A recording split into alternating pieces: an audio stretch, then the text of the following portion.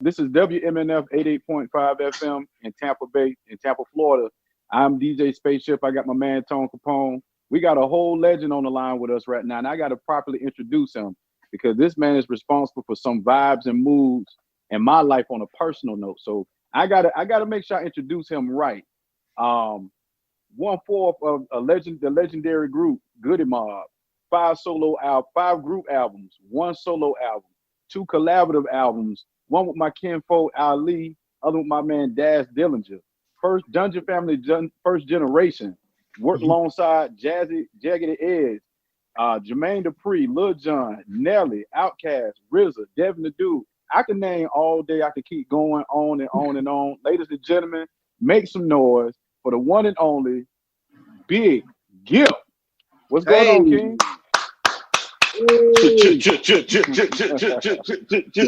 Listen, man. It's an honor. It's an honor to be doing this interview with you.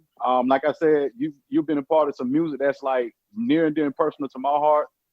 Got me through some times coming up as a youngin' down in the South. So I'm right there with you, man. Like I just want to tell you from the beginning, from the bottom of my heart, thank you for creating the vibes that you created back then and that you still laying down to this day. Oh man, thank y'all. Thank y'all so much, man. I appreciate that. I appreciate that a lot, man. That's all I ever wanted. You know what I mean? All I ever wanted, man, was to represent the Southern lifestyle, the Southern upbringing, and everything that our grandmamas taught us, man. You know, like that's all I ever wanted to put into our music because I felt like if we didn't put how we grew up and how we do it in the South in the music, I don't think it ever would have been respected. You know, I just really just feel like if we didn't build that bridge with us and our folk and just like the people that just listen to us, I think that's why people tell me all the time, they were like, Gipp, man, you know, we lived off some of the stuff you said. And it's like as a kid then during that time, you know, people used to always ask us, why y'all be rapping like some grown men? Why y'all, that's the way we were taught. You know what I mean? Going through. It was real hard to try and be try to be the club guy when that ain't what we were doing back then. You know what I mean? Right. It's just so different. We was Right. aware what the dirty South was in our own way. We was aware that it was different. And when I used to go places, man, I would understand that it was different. So I just appreciate our grandmothers and our fathers and mothers that taught us morals, beliefs, faith, and just having belief in self. Because you know, when I went other places, man, it was different. Like LA, that environment different. How they came up. When I went to New York, that environment was different, and I just felt like coming up from how we came up in life. I think we got the best experience of life out of anybody in the United States. Right. Now, I'm glad that you touched up on that because a lot of people, you know, they make songs. I call songs that are here today and going tomorrow microwave music, but I listen to it all. You've been a part of some some songs that some timeless music, I should say. Major, influential. Two of the songs that I want to throw out there and just I want to know where you were at when you were a part of these two songs. Get Up, Get Out, and Do Something with Outkast and Grills with Nelly. Tell me where you was at, man, like mentally you did the Get Up and Get Out song, because that's a song that motivates a lot of people that be stuck in the slump. You know, they trying to get motivated to get up and get out and do something. Tell me where you was at mentally when you was a part of that song. Okay. It was the day we got called to the studio, Bosstown at the time. This is when Bobby and Whitney, Bobby still owned Bosstown. I remember us going in there and Reek them played the beat. He said, this is what we gonna do for Outkast. So what happened was CeeLo went in the booth. CeeLo did 2 verses. And then it was like after it was over, the one that he chose to record, Reek was like, nah, not that one, the other one. Right. He was like, hold on, Reek, I gotta talk to Gipp. He pulled me out in the front. And I remember this like yesterday. He said, Gipp, Reek want me to do goddamn this, Get Up, Get Out. But that's my song. He said, I don't know. Like I said, Lo, your first impression is your last. And I said, if you do this song, you're gonna have many more songs after this. Right, right. And he walked in there and he did Get Out. That was the first time I heard it. I never even heard the verse. Oh man. See, what people don't understand, that at the dungeon we couldn't record. So during that whole album, we never heard each other rhymes. Man. We only would sit in the dungeon and listen to the beat. You know what I mean? And the beat, Reek would just play beats and just leave the beat on for weeks. You know what I mean? Every time we come back to the dungeon, that same beat playing. You know what I mean? Right, right. So we never heard each other rap. We couldn't record in the dungeon. So the first time we all heard each other on actual tape is when the album came out. Oh man. We experienced the album just like a fan at that time. Because that had to be a whole nother level of excitement right there, man. Yeah, it was just, I remember the day, like, we walked into the studio and we was like, yo, the Outkast album done. And all of us sat in there, even Peaches, and everybody who was on the album sat in there and heard the album all together at one time. And it was like, wow. You know what I mean? So back then, it was the magic of it all, because it wasn't no taking music home. It wasn't no copies. You know, the studio was so corporate that, you know, you was in and out. You went in, did your thing, you got out of there. You know what I mean? So it just to hear Get Up, Get Out after it was done, it was magical. It was magical because it meant that's what we was living through at the time. Like at the time that record came out, right before that record came out, Gip was working in a warehouse in hair school and selling drugs. So wait, you say hair school? What you was cutting hair? No, I was doing hair, man. You call me shampoo, man. I like girls, man. Hey, man. There ain't nothing wrong with that, man. Because I had read somewhere that that CeeLo, I think he used to dance or something like that back when, you know, y'all used to have to dance and stuff like that. Yeah, before like he really started. see, Atlanta was different than a lot of cities. See, this is what I try and tell people all the time. Man, we've been seeing black billionaires and black millionaires our whole life. You gotta remember the Bonner Brothers convention. Doing hair was a big business in Atlanta. There's plenty of people even some of the biggest dudes had 4 or 5 hair salons. Barbershops were cool, but hustlers knew that hair salons made the money. And back then you had the whole fashion thing. You gotta remember the years of the early 89, 90, 91. Everybody was in the uptown music. Everybody was there, and everybody was wearing Willie wear. We was you know, so it was the time then. Everybody was on some fresh shit. And you wasn't on the fresh shit, you was on the prep. So it was like, you know, and then, you know, Florida, come on, man. Y'all killed them colors down there, man. Y'all showed we had to all the time. So we had to make sure we contributed too. Now, you know, we had to keep up with y'all, man. Hey, man, you know, the Florida boy, man, I used to go to Daytona Beach, man, before I even got in the business, man. So it was Daytona Beach, man. The Florida boys had the cars. The Florida boy had the girls with the color hair.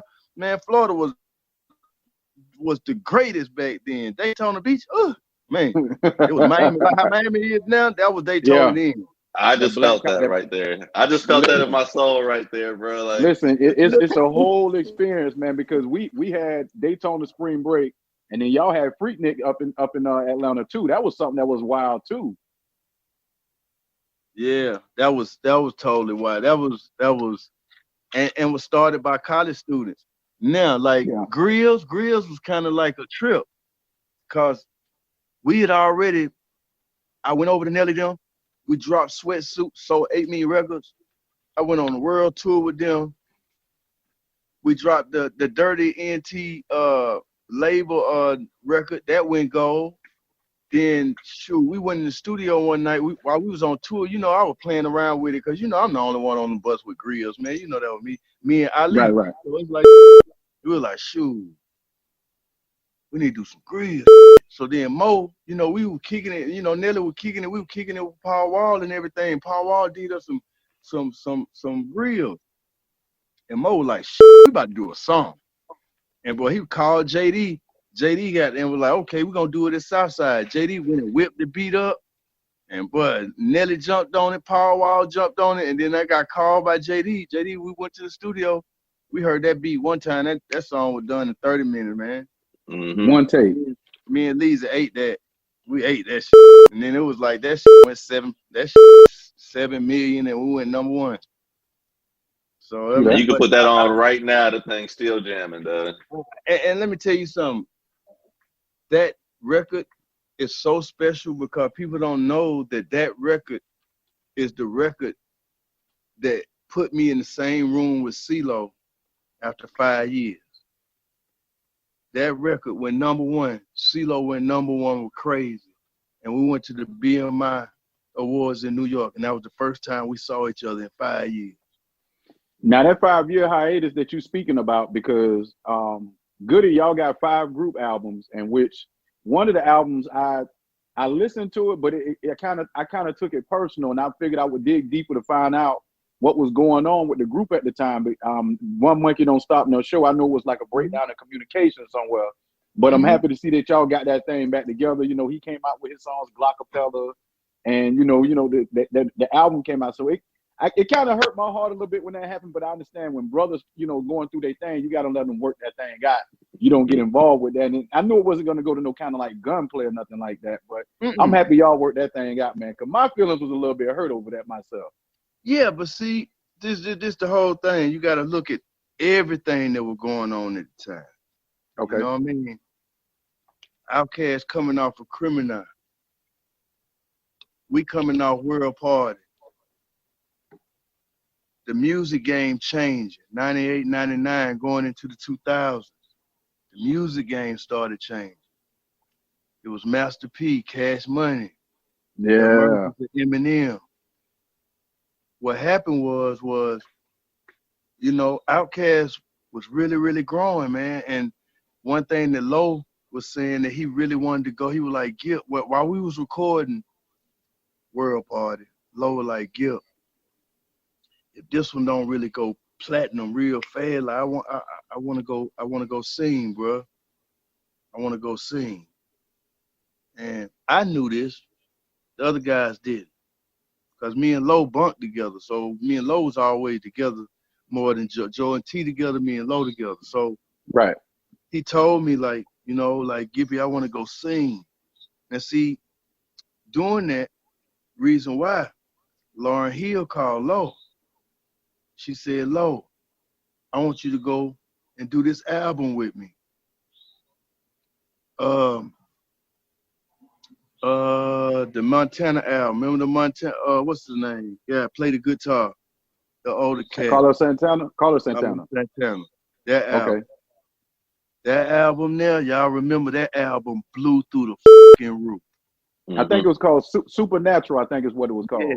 And understand, remember that it's an older artist at the time, been around, but happens to put this great album together with this girl that just came off this Fugees album. She calls Low to do this record. Low first check off that record was like almost $500,000. Tone, I think we're in the wrong industry, man. Like we got. Bro, I be telling you, man. I'm telling you, dog. The writing credits and all that. You gotta remember that record sold 15 million records, and it was a worldwide smash. That was the first time Low got the attention of being a singer. It put that taste in his mouth. Where he knew validated him too, man. Yeah, it made him bigger than just rap. So it put something in him that regardless of what we was gonna do, regardless of what we was gonna say, he was gonna make that break because he had this breakthrough that, most of us at that time, hip hop people, we was all about hip hop. We didn't even pay attention to nothing to hip hop back then. But I'm next to Outkast that's selling millions of records and doing things that other rappers wouldn't do. And then my little brother just got called in by Lauren to do a record, and this sells 15 million. What can I say? It's tough. I mean, because he's not looking across the street.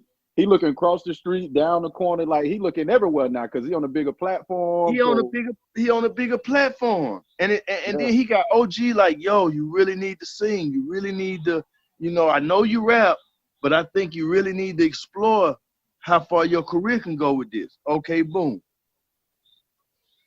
We drop, Get Rich to This. Backbone's on that record, right? Boom, we drop Get Rich to This. It's the first record that Goody Mob ever had hit the radio on the West Coast. Mainstream radio, Power 105, right? The Falcons going to the Super Bowl in Miami. It sounds good. It sounds good, but we know how that ended against John Elway and the boys. That's some Dirty Bird days, right? Yeah, it's like the Falcons going to the Super Bowl. Boom. We get on the plane, real life. We get on the plane out here at Hartsfield. Low get on the plane, Low say, Gippy, where Backbone?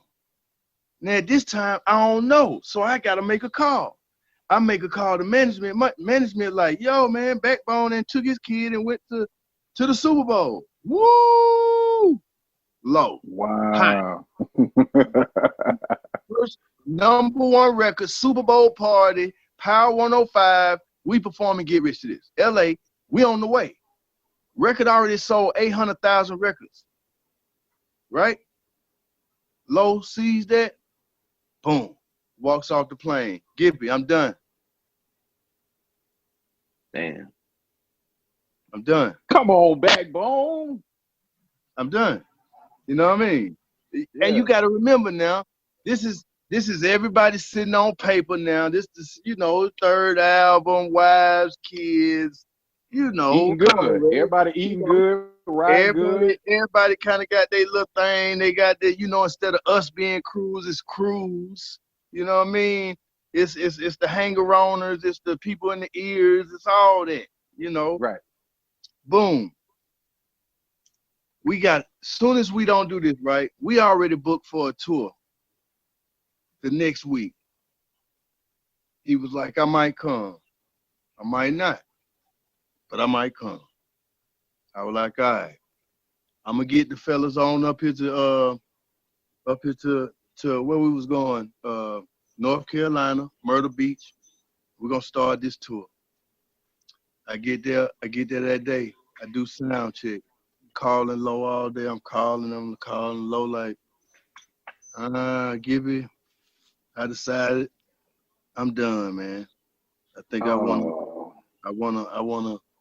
wanna sing, man, and I think if I come back out there, I'm not giving full attention to what I want to do right now. Okay, guess who opening up for us? Who you got? Black Eyed Peas. Okay. Before Fergie or with Fergie? Before Fergie. Okay. Right? Just us, will.i.am, boom. We do the first night, and I'm like, this ain't gonna do it. We ain't gonna be able to do this, man. Not without Low. You know what I mean? We can't do this. You can't do this without Low. Whole different vibe. I shut it down. We come back home. Now we hot. You know what I mean? Because now you f***ed up money. Now I'm hot. You know what I mean? You know what I mean? So, boom. We start I say, okay, I got to step up. I got to do what I got to do. Boom. I catch the single on the Shaft soundtrack with Serve. Okay. Boom. All right, cool. Boom. LA was like, yo. The next thing was the meetings with LA. All right? You got to realize this, guys. This is all happening at the same time. Boom, he leaves.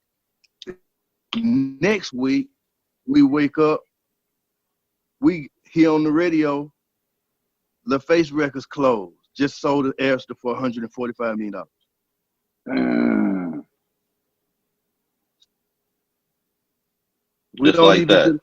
We don't even get a second single. Dang, so that just and now when something like that happened, you got the climate going on. My whole pipeline, everybody, all the roads, all the relationships, everything that I built is disappeared. Gone overnight. Overnight. Oh, so the label got sold, You got the storm going on with the group, and now they just put GIPP back at a standstill. Boom. So then So now it was like I get a call from LA. Boom, I'ma sign you and CeeLo to Airs. My first thing was like, what about my Right. what about Joe and T, my like this? I take the deal, I get the money. But then once I go to New York and I sit down with LA, he like, yep. And he get mad at me when I say it, I don't care. He like, yo, won't you make some music like Ludacris? And I'm like,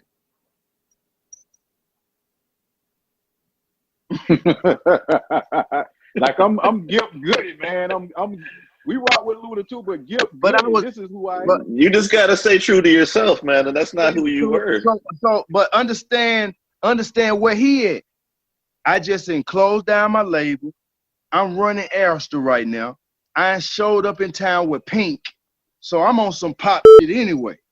Mm-hmm. You know what I mean? I'm on some big record, and that's all. I'm not even looking for what I was looking for in Atlanta. I'm in New York now. We in New York, baby. It's a whole nother vibe.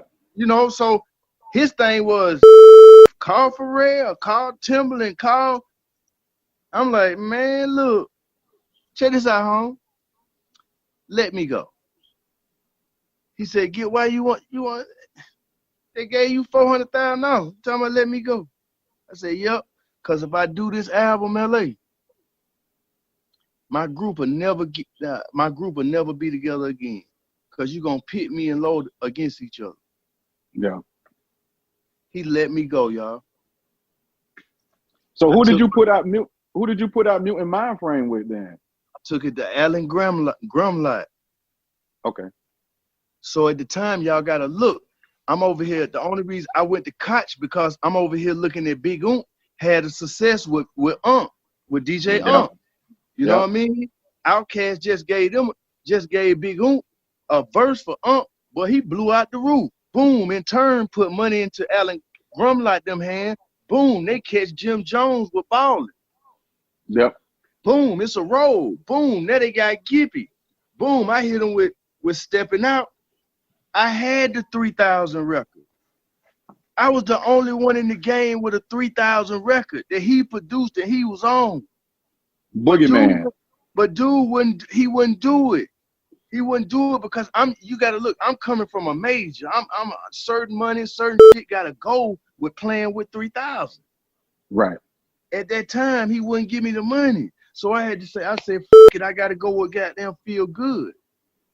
I went with Stepping Out. Stepping Out still was a crossover 40 song. It still did great. I did 100,000, but remember now, this is 100,000 independent before people thought it was cool.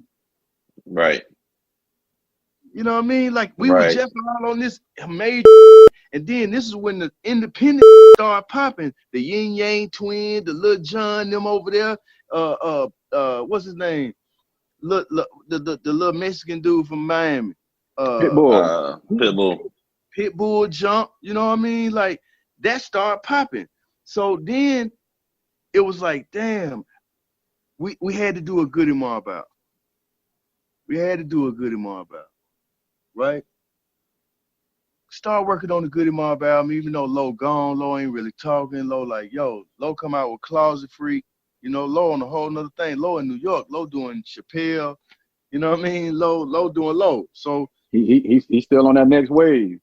Yeah, he went and got Timberland, what LA told me to go do, you know what I mean? He went and got Timberland, he did his first beat. And boom, Low was in the major market. Low was moving around. So Low was in the tri-state area, moving around from DC, New York a lot during that time. So boom, we working on the Goody Mob album. Boom, man, we leave the studio. Joe leave the studio. Joe had an accident, I mean. Oh yeah, I remember that. You know what I mean? Joe had an accident. So then Joe I'm the first we get to the hospital, Joe leg cut off, man. That man watched his leg get cut off. They had to cut his leg off while he watched it to get him out the car.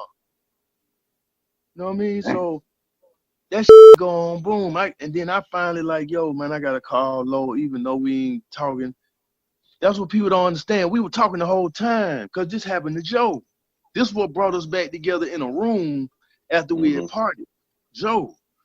So, boom, somebody called Low. We get to the thing. Low happened to be in town. Low show up at the hospital. Like, look, my mad at nobody. I just got to do this. I know this shit crazy, but I got to do this, Gippy. Cool. We got to worry about Joe right now. All good. Right. Boom. All right, Joe come too.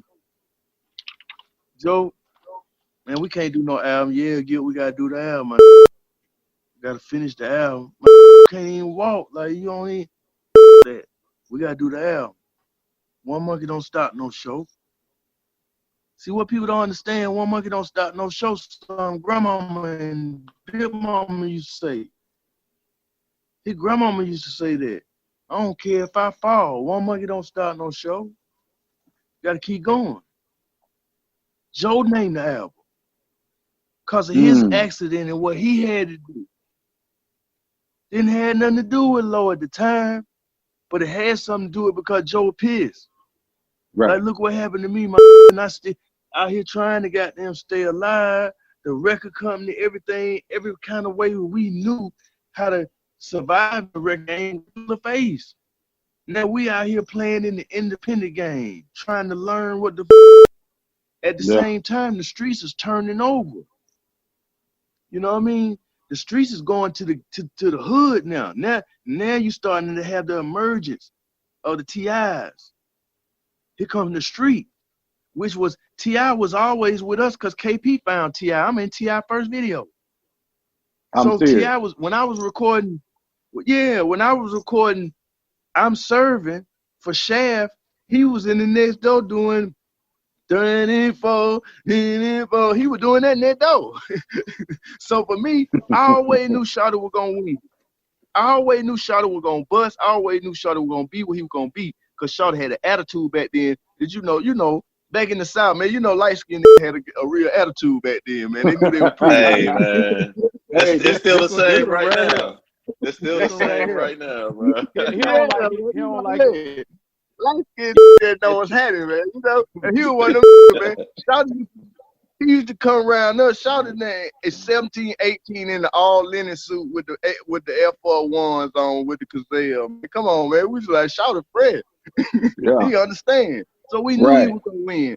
But then when it was time to shoot the actual cover for the actual album of One Monkey Don't Stop No Show, everybody took the monkey as represent CeeLo. So I kind of took it that way too. I took it that way too because we understand it. We was mad a little bit and a little bit. Joe named the album and we did that. We was mad a little bit. You know what I mean? And you know, you go on his album, he did something. He had a record, you know what I mean? So it's like it wasn't that, but we still was talking to you. See, me and Los talked to each other the whole time. So you gotta remember, I'm married to Joy. I'm married to the queen. I'm married to the one. So everybody always talk to Joy, especially about that funky shit. Where you think they got it? You got it from Joy, man. Yeah, cause you know, Joy was the one who used to come around us and yo, let's go meet up with Dallas and Lenny Kravitz. Let's go meet up with Dallas and goddamn Janet Jackson and all that. Joy was the liaison between the hood and the people downtown. See, my crew, we was real Atlanta hood. We didn't go downtown. You know what I mean? Like we didn't go downtown. We didn't go downtown and we started doing shows. You know, because we was from the old Atlanta. Like, we don't f with that, boy. You go to jail over there around. You know what I mean? Right. New, you know what I mean? So, with that being said, it was like, yeah, we did it. Yeah, we talked about it. But I said, but look at this, though.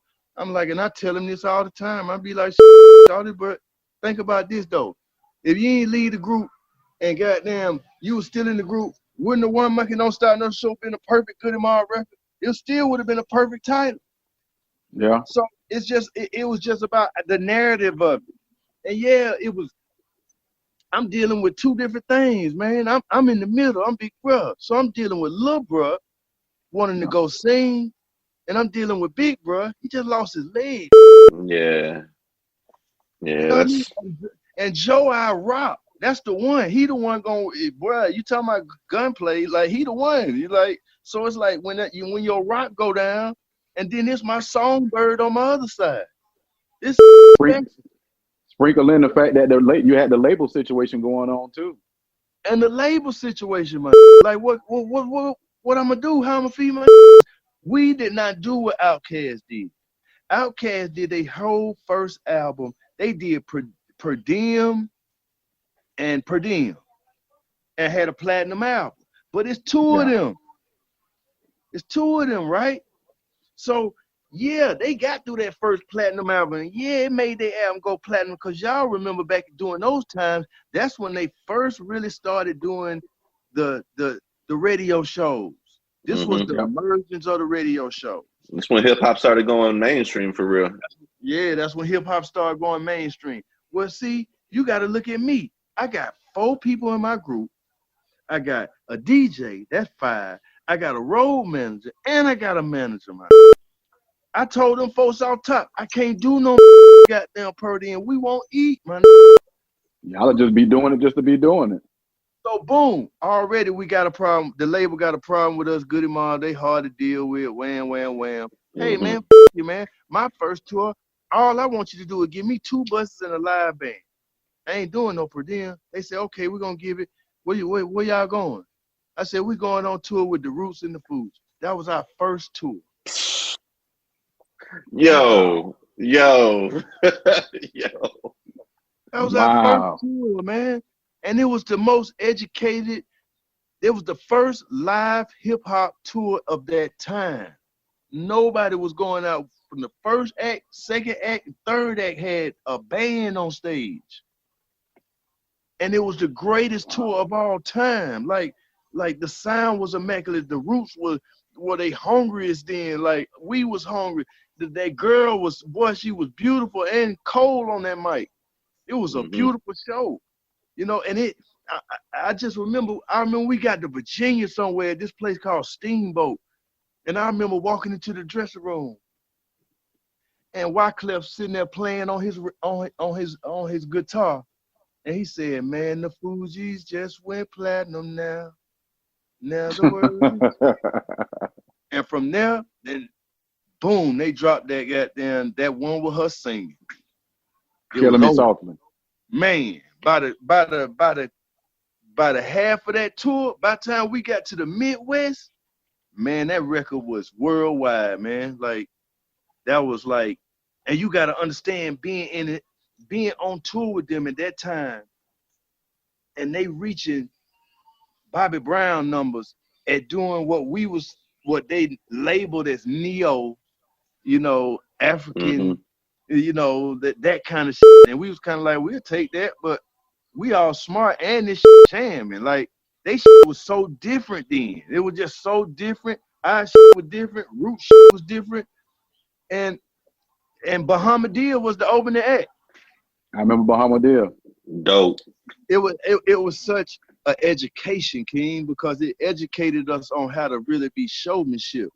See, we taught Outkast how to do shows. See, we were 5 years straight. We was the number one group on the stage. Couldn't nothing touch it.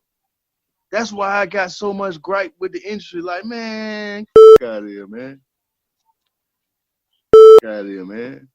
That shit. Now let me take you back to a time, because y'all done been around for some legendary stuff. I want to take you back to, let's go back to that Source Awards. When Outkast won, I think it was Best New Group, and they were booing. You had the East Coast, West Coast thing. Back then, you had to really have talent to be, you know, rapping and stuff back then.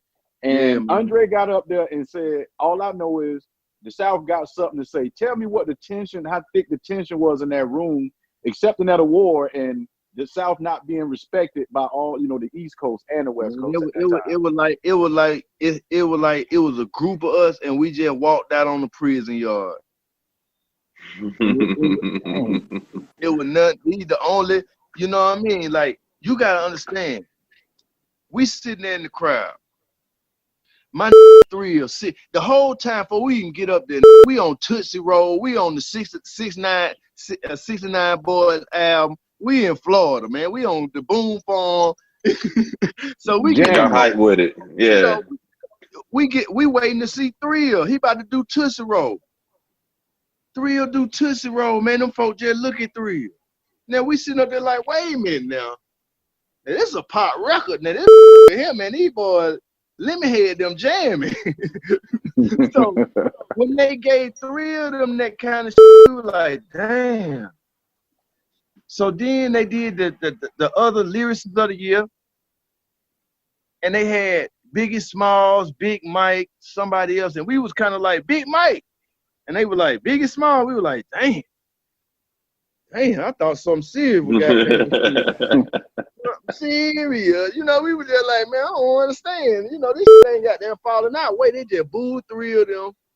They just got that. To me, they robbed Big Mike, and then boom, it's our turn, and then they won Album of the Year. And it was like, when we got up there, I just remember me standing behind Dre just looking at everybody like, man, this shit up, man. Shit really up how y'all treating us, man. But yeah. I wasn't all the way feeling, we wasn't feeling by ourselves because they did the West Coast the same way. Right. You know what I mean? Like Snoop them was in their hot. They was in their hot, but they just wanted to fight everybody. At the same time, it was a group of from New York that was getting treated the same way. The Wu-Tang. See, while we in New York at this Source Awards, Outkast dropping their album.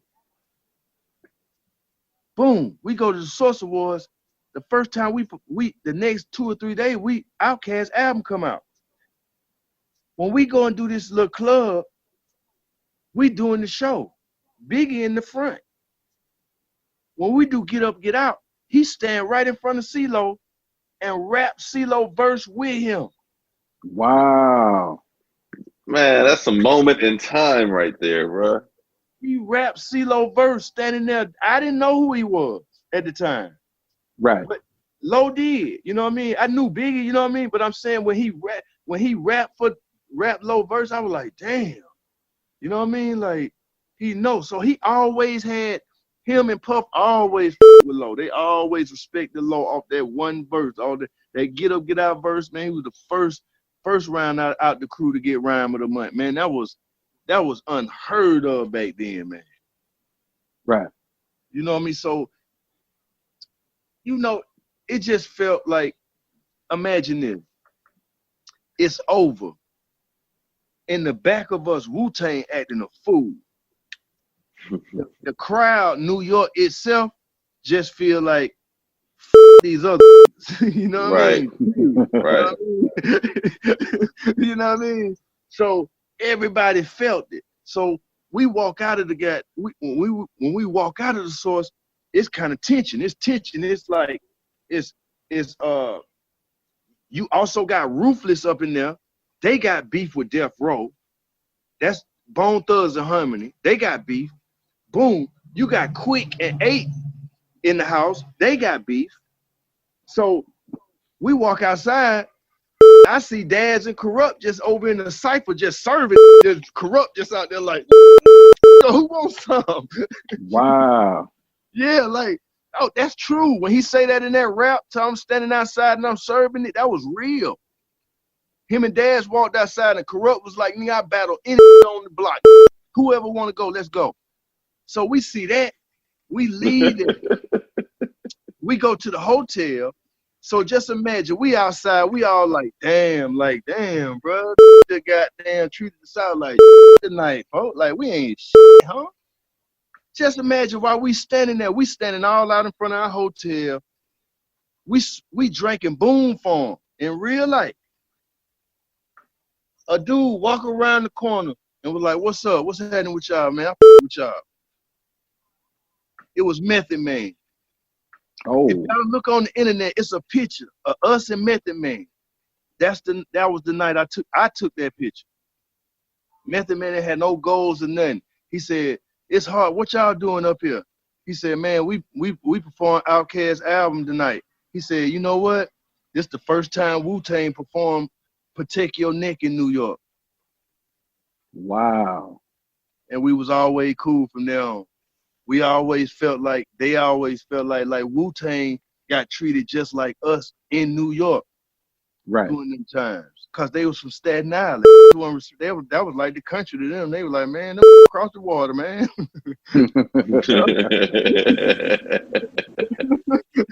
So, you know, New York was mean back then. It was just mean. And if it wasn't from the city, man, they rejected it. You know what I mean? But on the underground, the college radio stations, that's where we got the love. We was loved out in the city in New York, in the boroughs and like that. But you know, Right. it was just a tough time then. You had to be the best, man.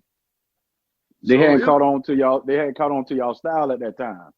They were still trying to figure out our dialect, King. They were still trying to figure out the dialect right there. They were still trying to, what y'all saying? Like, you know, catch that grammar. Yeah, we would say something and they'd be like, huh? What did they say?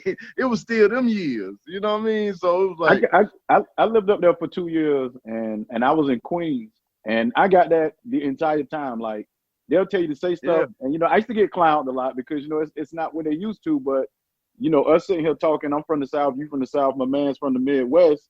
It's all we understand. So it's like we compute and understand what one another saying without looking crazy like they would up there. Yeah, I think us, the thing that connects the South and the Midwest is Memphis. Yep. Memphis connects the goddamn because it's a whole bunch of people, Chicago, Ohio, a lot of them go to Memphis. St. Louis. You know, St. Louis, that was the first time I heard there and her, you know what I mean? I was like, damn, that's country, man. But that's country as hell, yeah. Slang on it, man. You know what I mean? So to me, Ali and Nelly them talk cool to me, but I would even be with them sometimes and I would see how Mo would goddamn, like Mo, when I say Mo, that's Nelly. I would see when we get in front of cameras, he would goddamn, you know, he could do that shit like CeeLo and goddamn put that vocabulary on. You'd be like, damn, that went to school, didn't it? But you know, I see Plies do that a lot. Like Plies act slum, but Plies smart as hell. You know what I mean? Yeah. So it's like we a Southern boy, we know it. Once we get around enough people, we got there. We clean it up, but. You know, our natural talking, our natural slang, our tongue just lazy, man. We ain't going nowhere fast. Right. What you want I remember my mom used to get mad at me about that when I was growing up, man. For real. Yeah, but GIPP, I don't know, bro. I don't know. It's been a crazy career, but it's been an exciting career, man. It's been exciting. Now I heard a story one time, and I want to just get some clarity on this, but I heard at one point in time Tupac was going to join Goody Mob. How true was that? Like, is there any validity to that? Yeah, that's true. That's true, man. When Pac first got locked up, right before Pac got locked up, when he was doing the Me Against the World album, that when he moved his mama to Atlanta. And he was in Atlanta a lot because, you know, he used to with Left Eye. Yep. You know what I mean? You know, when she was going through all that shit with Rising, you know what I mean? That's when Tupac used to be in town a lot. So, you know, instantly, you know, like, you know, when they show that video of Tupac hanging out the Benz, throwing the goddamn, saying that was on Stewart Avenue. That was at Nikki. That was in Atlanta. That was in Atlanta, wasn't it? It was in Atlanta, man. That was me, Tupac, DOC, and Clay and Thug Life. I took him out that night. So it's like Pac always been with us, man. I remember this was so hard about Pac. When he was doing Above the Rim, we met Pac then, and we wasn't even out yet. Pac had a show at Clark, Atlanta. It was Pac, and it was Parental Advisory. See, people be trying to leave Parental Advisory out when Parental Advisory was the first crew from our crew that got signed. Parental Advisory had KP in the group. You know what I mean? So with that being said, it was a Parental Advisory show. And I remember we got to the door. Cujo had weed. Cujo get locked up. Pac come in, he late.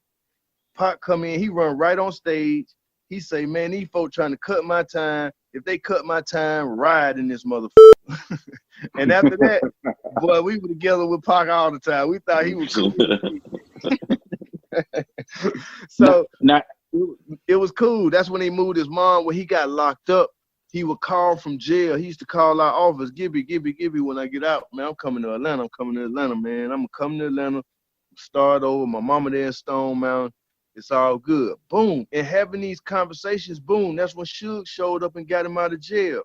When I find out, next thing I know, Pac in California working on goddamn All Eyes on Me.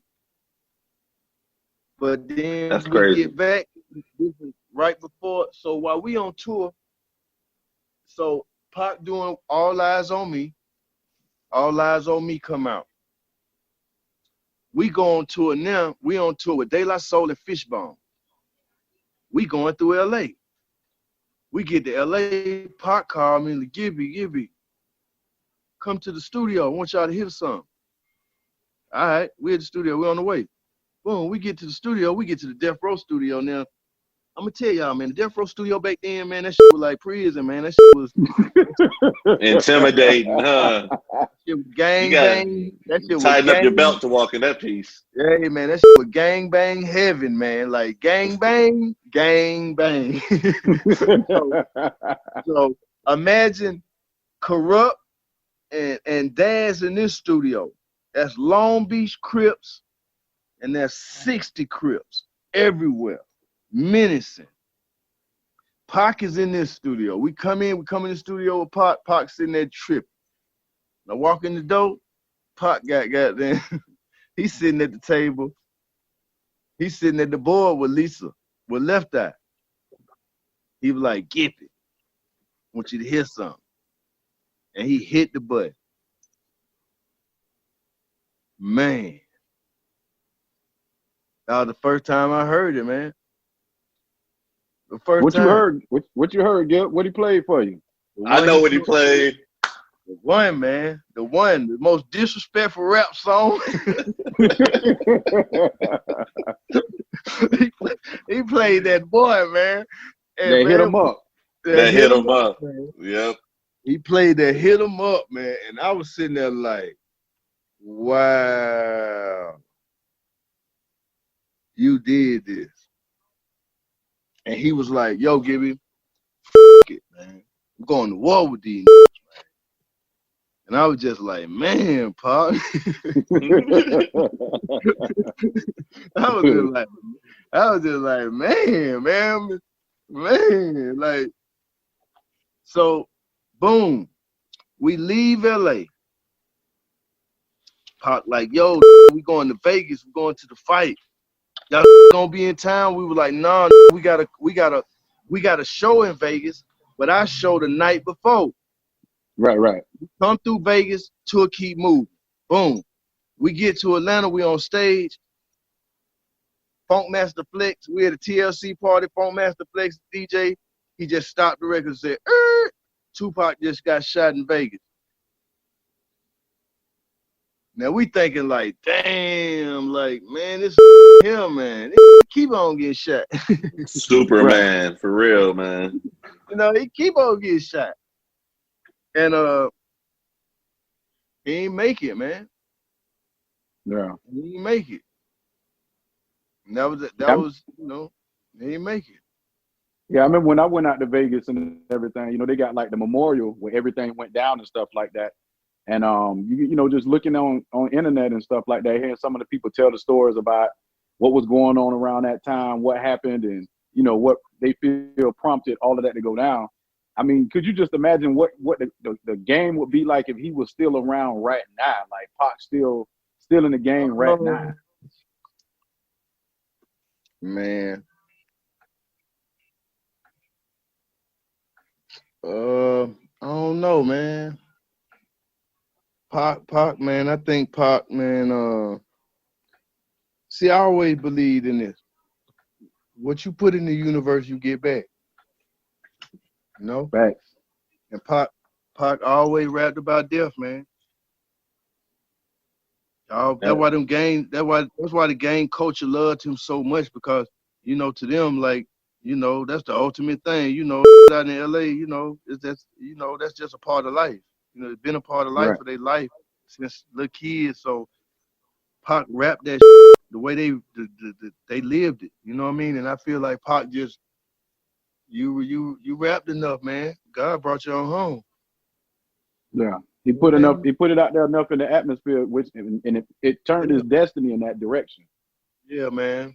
Cause you know, I was around him, man. Turned up, man. Pop was turned up, man. He got out there, you know, he was fresh out. Y'all gotta look, man. He went out but a year. He gone.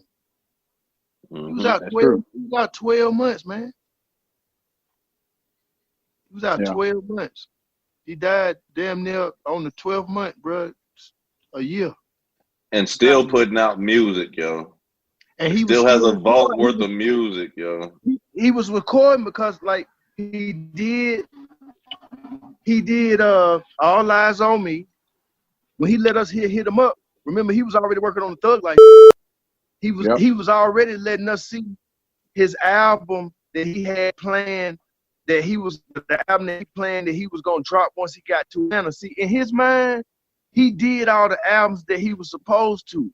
So he was feeling like, I got Machiavelli, I got this guilt, and boom, I'm out. I'm going to goddamn Atlanta and I'm starting my label.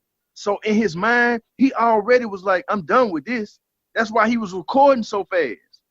They didn't know that he was gonna do that much music that fast. They didn't know that. He recorded all the albums and all the money that he owed. Man, he never got paid from that. He didn't live long enough for the to flip back. He never got paid off nothing.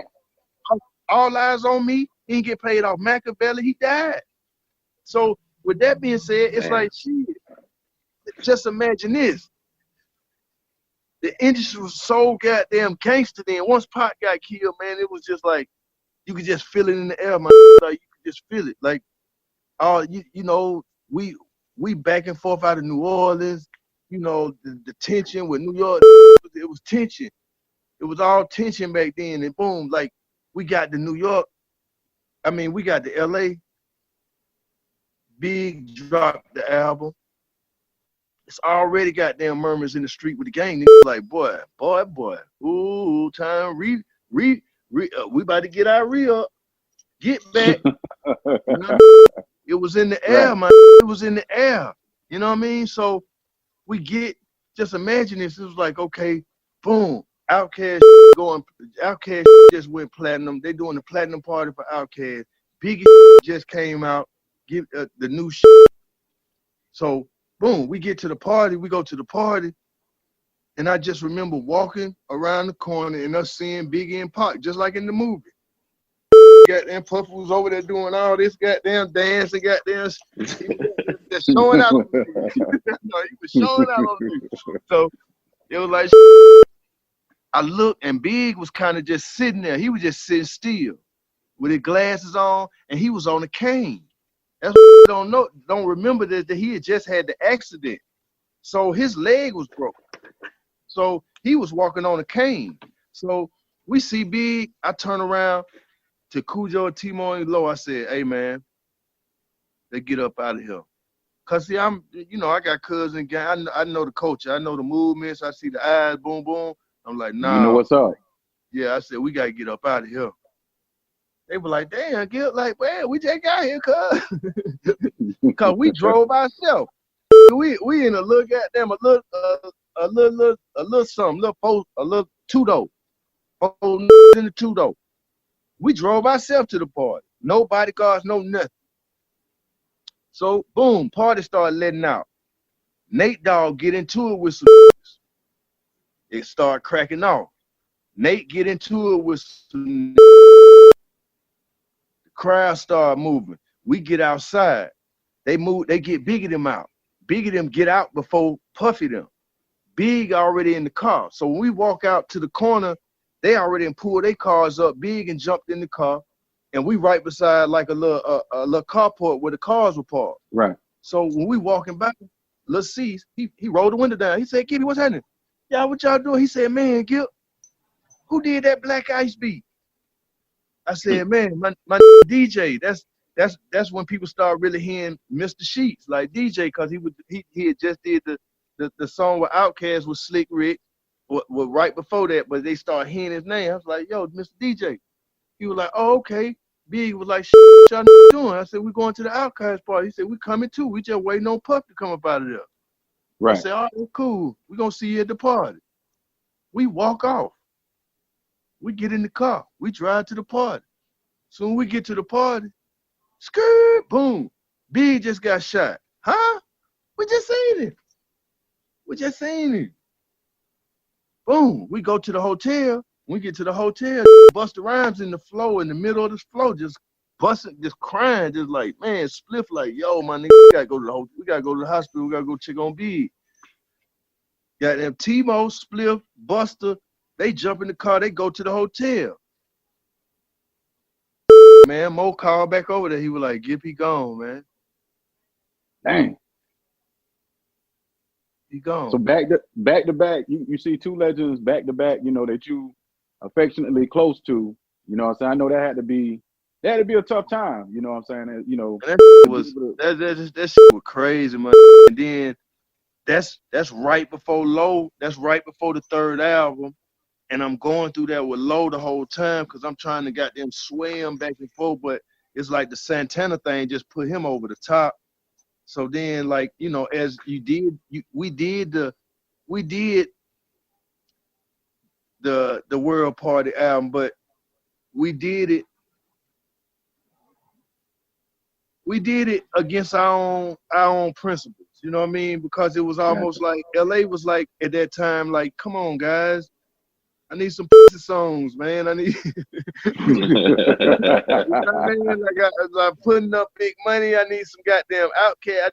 I need, you know what I mean? And it was like, okay, like, all right. Backbone did Get Rich to This. We did it. Our biggest radio record at that time.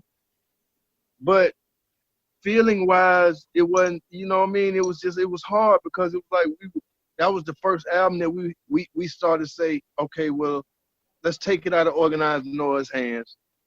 Right. And then at the same time, Organized Noise, they getting into it with LA about, I'm bringing you two of the biggest groups in the world. You trying to chump us out. So then that's when Reek them go do the deal with Jimmy Iovine. So now just imagine now our home base, they mind frame is LA, Jimmy Iovine. You know what I mean? We about to put Cool Breeze album out, Wish Doctor album out.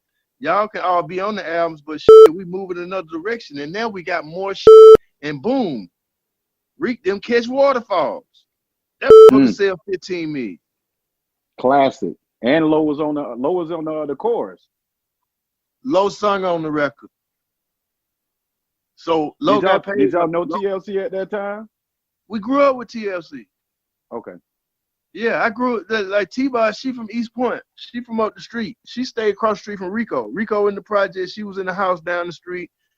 I'm in the house down the street. We grew up together.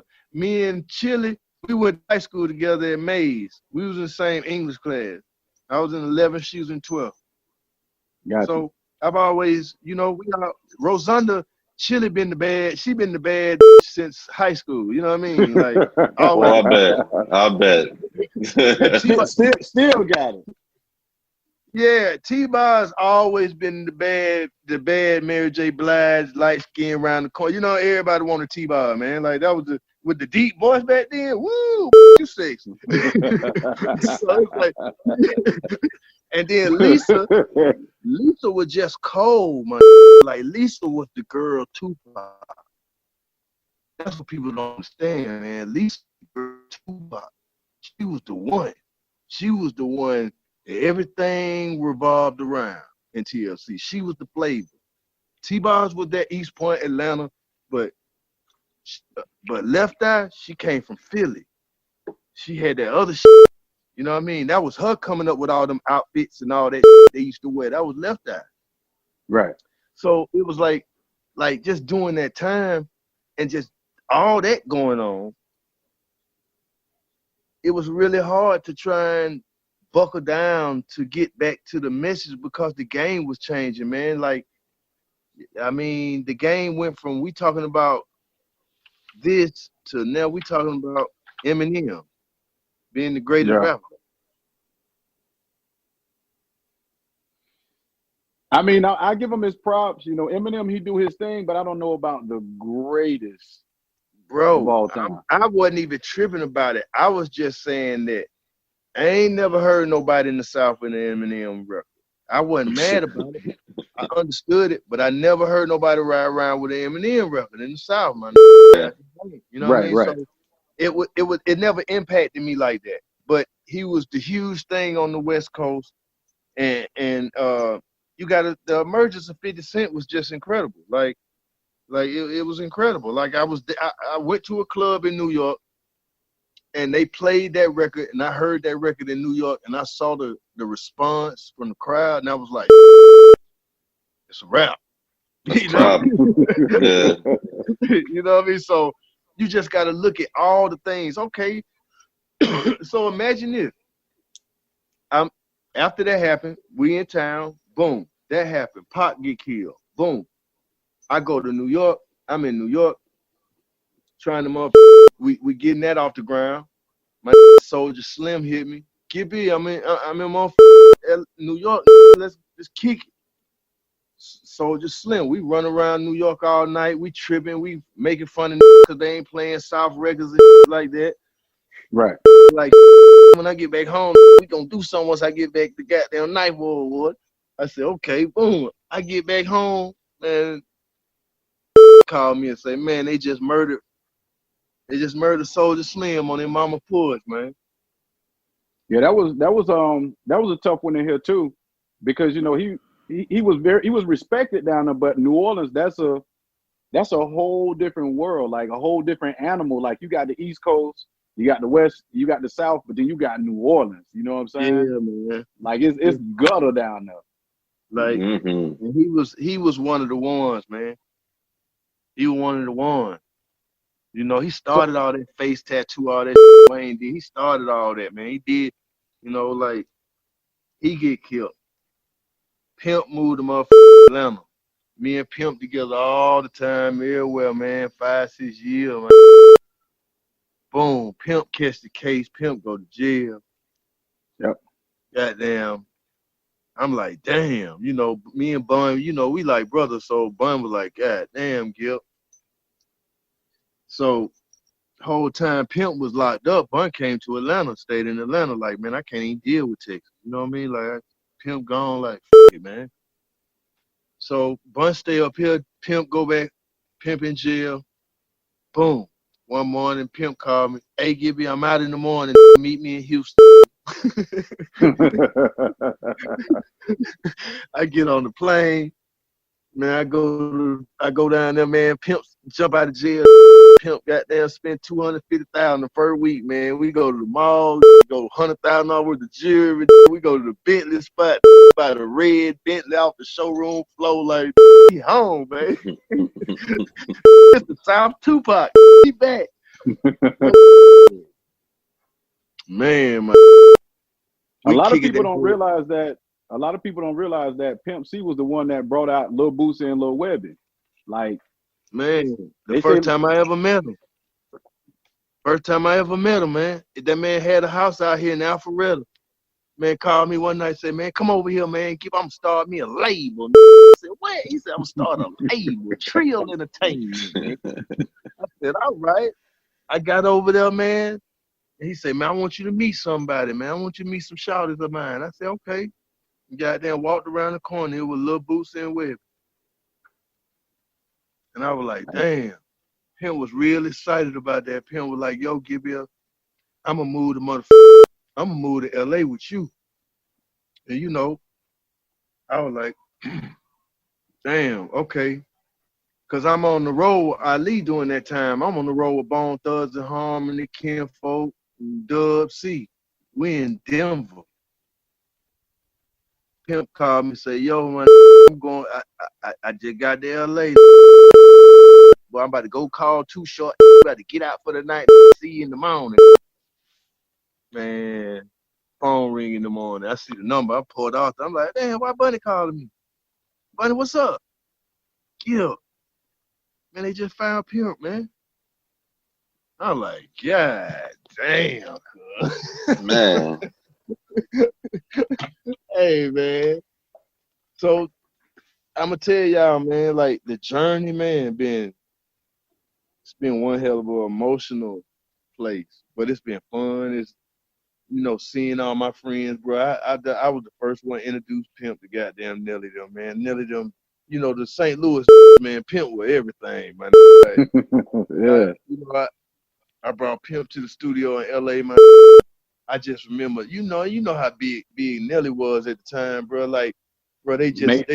just loved him, bro. He brought him a UGK t-shirt, and I remember him just sitting there talking. He had that tape, and he was swinging and doing his thing, man, talking that. And boy, I could just remember that Nelly them just sitting there, and all just like, damn, like they don't even make these no more. like GIPP, they don't even make like this no more. And I'm just like, my man, gone, man, Like, so that's it's been one of the most exciting, but I wish I could have some of my friends back, man. Big idea. My first tours with Biggie and Craig Mack. Like, I had a real relationship with Craig Mack, man. You know what I mean? Like, when we first went on our tours, Outkast, Craig Mack, and Biggie. You know what I mean? And Goody Mob, all we had was our 1-2, I love Get Up, Get Out verse, and they did Call It a While. You know what I mean? But like, to me, Craig Mack was the to me. Like, I loved his Can I Get Down? Get On Down. I love that, bro. I used to really be into Craig Mack, man. Like, to me, Buster got a lot off him. You know what I mean? And just the excitement of that time, man. It was just, you got to understand, man, that Suge, that Death Row, man, that to live that time, man, it was terrifying, but it was so exciting, man. To see Pac them come down the street with 5 Rolls Royces lined up with all kind of Crips and Bloods, and like, that was just crazy, man, during that time, man. It like take me to the Soul Train Award, man. They like, yo, Goody gonna present tonight. Okay, cool, boom. We sitting there. Goddamn, we go back in the back. We about to come out. We go out. We present the award. So boom, we go to commercial. So just imagine standing up there on the stage. We tripping. We about to walk off the stage, and everybody kind of like, okay, commercial time. Everybody start getting up, trying to go get something to eat or go to the bathroom. And just imagine the doors being closed to a theater, and all of a sudden the doors just pop open. Boom! And it's motherfucking Tupac, Suge Knight, Corrupt, Daz, and 1,000 Crips and Bloods. So just imagine that's like, yo. So we like, yo, Pac tripping. We walk to the back.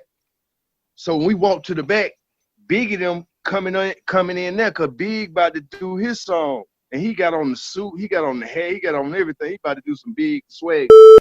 Right. So he in the other. So just imagine while we standing right here, Don Cornelius walk up to us, say, good job, guys, good job. And we tripping because we like, damn, cuz, man, it can cuz see, because his eyes just everywhere. Like, we tripping like that. Like, so while we tripping, we hear Pac coming. So we turn around and we say, Pac, what's up? And Pac look past us and say, what's up, old? And then we turn around, we see Big them standing there. And we like, yo. Man, we was in between that whole thing. That's crazy, man. We was standing in between Pac them and Biggie and Puff and Bad Boy. And that's what I can say, man. Like, back then,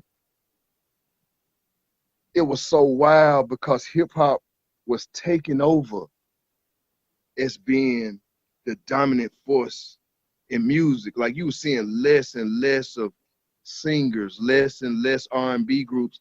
It wasn't no more nowhere else. Only R&B groups that were left in the world was goddamn in Atlanta. Outside Atlanta, it wasn't too many groups back then. You know what I mean? 112 now. You know what I mean? So it was Mm-hmm. like the emergence of rap becoming the dominant force, and all of us starting to taste another lifestyle. You know, Puffy been with us since the beginning. Like people like Puff was the director of Players Ball. I've been seeing Puff Daddy since he was Puff Daddy. You know what I Right. mean? So it's like to watch what Puff them was doing, to watch what Suge them did. Like just imagine you being on something like a LaFace, and then you start going to radio stations that you know were major, but you just always seeing this death row tile. Like, and you gotta understand, like Death Row came in and they kind of bullied their way in, but they bullied their way in with their paper, Dr. Dre, and good ass music. Mm-hmm. And you gotta understand, man, that was, bro, it was it was just it was so much power like back then. It was just so much power because the Wu was 100 deep everywhere. We was 100 deep everywhere. Bad Boy was 100 deep. Death Row was 100, like, and it was like, bro, it was just so much money. And then you had the emergence of the cash monies, and here come Nelly. Like these, you gotta still people don't even understand that 2000 class was a hell of a class. The boys came in. Eminem did 10 million. 50 did 10 million. Nelly did 10 million. And then did nobody else go 10 million to the cash drop? Love Below. Yeah. That But was that. As a matter of if fact, you I think think about it, Cass was the first and only rap group to go diamond on the album. Still to this day. yes, they the only group ever do that. And then on top of that, Ali, you got to understand that they was right there at the top of hip hop becoming the dominant force and hip hop being accepted by the MTVs. Like we got banned off MTV. So for Goody Mob to have the same sales as a Public Enemy, think about it, man. Nation of Millions came out. That went platinum in a week. Yeah. Like to us back then, that was everything, man. That's what people don't understand about me. See, I'm way before the Outclass. See, I'm before LaFace. I had been out here with Yoda from Organized Noise in groups. I was in a group called Chain Gang when we was doing Outkast album. I was with a whole nother group. I was in a group with Cool Breeze, East Point Chain Gang. Yep. But people don't understand how I got into the music business. I got into the music business because once I moved off one side of the South Side to another into East Point, on the back street, it was this lady called Jean Carn. She had a song back in the 70s called Closer Than Close that went gold. She was classmates with Gladys Knight. They all went to the same high school. Gladys Knight, her, and Patti LaBelle used to stay together in Philadelphia when they was on Philadelphia International. So as a kid, when that record blew up, I met her son. When her son took me around there, I mean, one time he said, "Gip, come over to my house." I said, "Man, my mama, she going on tour, man. We're going to be able to play in a minute. My mama about to leave." I get over to his house. There's 5 older dudes playing basketball in their yard. That group was New Edition. They opened up for his mama. They were opening up for his mama at a show that was doing down in the islands, where, as y'all know, like, you know, Al Heyman and all them been around here, man, you know. So it's like, all that was going on. But okay, so this is when I first get my bug. I'm like, damn, your mama a singer. Like, damn, okay. Next thing I know, you know, he was like, "Yo, we going to my sister's birthday party." We go to Fulton County Stadium. His sister Miriam had her birthday party with the Jackson 5. Oh, damn. So I'm seeing all this. I'm soaking it up. I'm in the room with entertainers. I'm in the room with I'm seeing these shows. It's like his mom taking me to the shows with her on the east side of Atlanta at this club called Sensations, where his mom's cousin, that was Peebo Bryson. Remember Peebo? So it's like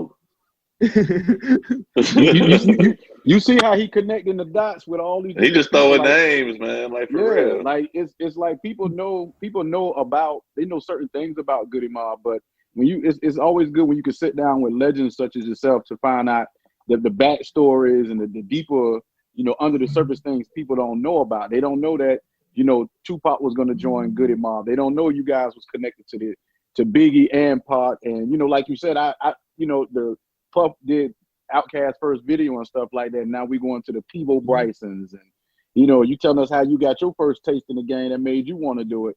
Now you dropped some advice on your first album that I wanted to touch up on, and I want you to tell me how you would apply that to today's climate. And what you said is, let this be an example.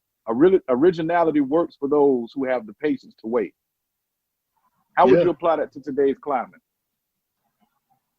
That's the reason why Atlanta the best in the world. That's the reason why the South the best in the world, man. And I ain't gonna just put on Atlanta. I'm gonna say the South, because we said from off top, we not gonna follow the rules. We just gonna be patient enough to wait till the game catch up. Right. And we did that. Outkast is the only group that sold more records every time.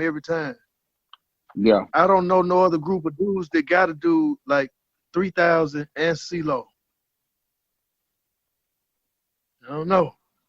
I tell people that all the time because I'm like, when you look at the game, you got on the West Coast, you got NWA, up in New York, you got Run DMC, Midwest, you got Bone Thugs. But when you look at somewhere like in Atlanta, in the South, you got 3-6, you got UGK, you got Ball and G, you got Goody Mob, and then you got Outkast. And it's like, it's just a different nature of the beast when it comes to Outkast and Goody, because y'all styles mesh so well together. Like you can take you and Low and put you on the track with Big Boy, and then you could take 3 and put them on the track with Joe and Timo, and it's just like interchangeable parts and stuff, like fixing on a car, and you always got all these accessible parts. And the most slept on part, I think, about the Dungeon as a whole, I think a lot of people sleep on Organized Noise. Like, I mean, when people mention, they do that because they from the South. Right. They do that because they from the South. If we you was ask from somebody, New York, we'd be the greatest. Yeah, if you ask somebody right now, name your top producing groups, it's very rare you hear people say Organized Noise name come up on that. You'll hear like your Pharrells, and you hear like Puff Crew, you hear Dr. Dre Crew, but it's very rare that you'll hear like a Organized Noise get thrown out there, which is unfair in my opinion. All right, and I'll tell you what Organized Noise different than everybody you name. Ain't none of our music sample. All of it's original. True. That's major. That's major right there. All of it's original, man. Like, all of it. You know what I mean? You could let Dr. Dre, the Chronic, all that, man, that George Clinton, man. Come on, man. You ain't fooling me with this. You just put some rap, over top of George Clinton music. That's true. You know what I mean? So, I feel you, you know what I mean? But again, you know why that is. If our music, if it was a person like a Jimmy Iovine or a Leo Corning standing beside us and they presented our music, it would be like Jay-Z music or Dr. Dre's music. But see, I can't deny that. Man that does it, like Luther Campbell, L.A. Reid, Jay Prince, and all them kind of people, they don't get the same credit because it didn't come from another man, from another culture. Now, I kind of wanted to follow up on that one right there. I want this Tone Capone, by the way, man. That's a major point because I've been watching like the whole Versus series.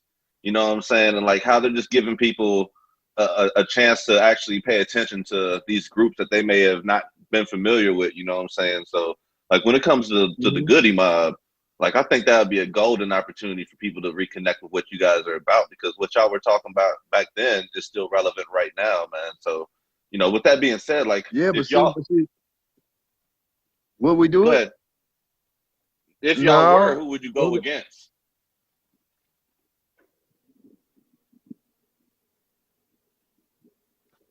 Only people that can, the only people that I would feel like we could be put in the room with is our elders, and that's public enemy. Nobody, I don't really, not from the material. You know what I mean? When you can go fight the power and then go just about crazy. You know, I got rock songs too. We did that too. So it's like that's the level that I would do it on, because see, what people don't understand is that before GIPP got into the business, that was always my favorite group, Chuck D and Ice-T. Well, before I got in the business, I used to work at Red Lobster in East Point. And I remember one day I was singing this song, and he would say, "Man, you like Public Enemy, huh?" I said, "Yeah, man, I really do like Public Enemy." He said, "Man, they coming to town next week. You want to meet them?" I'm like, "Yeah." He said, "Hey, man, my name Mike. Professor Griff, my little brother." He took me to the concert. That was the first night I got to see the Fresh Fest, man. I got to see LL Cool J. I got to see Rakim when he was on the goddamn on the pyramid, spinning around in the chair and shit, like EPMD. It was great. Like Public Enemy was goddamn, they was goddamn headlining. And I remember we was standing in the back waiting on Chuck, man. I'm like a little kid, just like, damn, waiting on Santa Claus, man. Chuck pulled up in the goddamn taxi and jumped out that hole. And I was like, damn, like the humbleness. That man headlining. Man showed up in the taxi. You know what I mean? Like, I was just like, damn. So just imagine me meeting Chuck that night, getting into the business, and he got them like, damn, you the same little kid. But then on top of that, me being at the DMV one day on the South Side getting my license. And I turned around, I was like, damn, that look like Chuck D. Like, and goddamn it was Chuck D. He said, "GIPP, since Mike moved here, man, I started coming down here ever since." See, what they don't know is Jam Master Jay used to stay on the South Side. He used to always be here all the time. Like, you see Jam Master Jay just in 20 grand somewhere. Like, what you doing in the hole in the wall? Like, right. Like, but he was like one of them. Jam Master Jay was just a street period. I'm just on some street like, that's it. I ain't with no bougie leather hats and ghetto. So we would always see Jam Master Jay.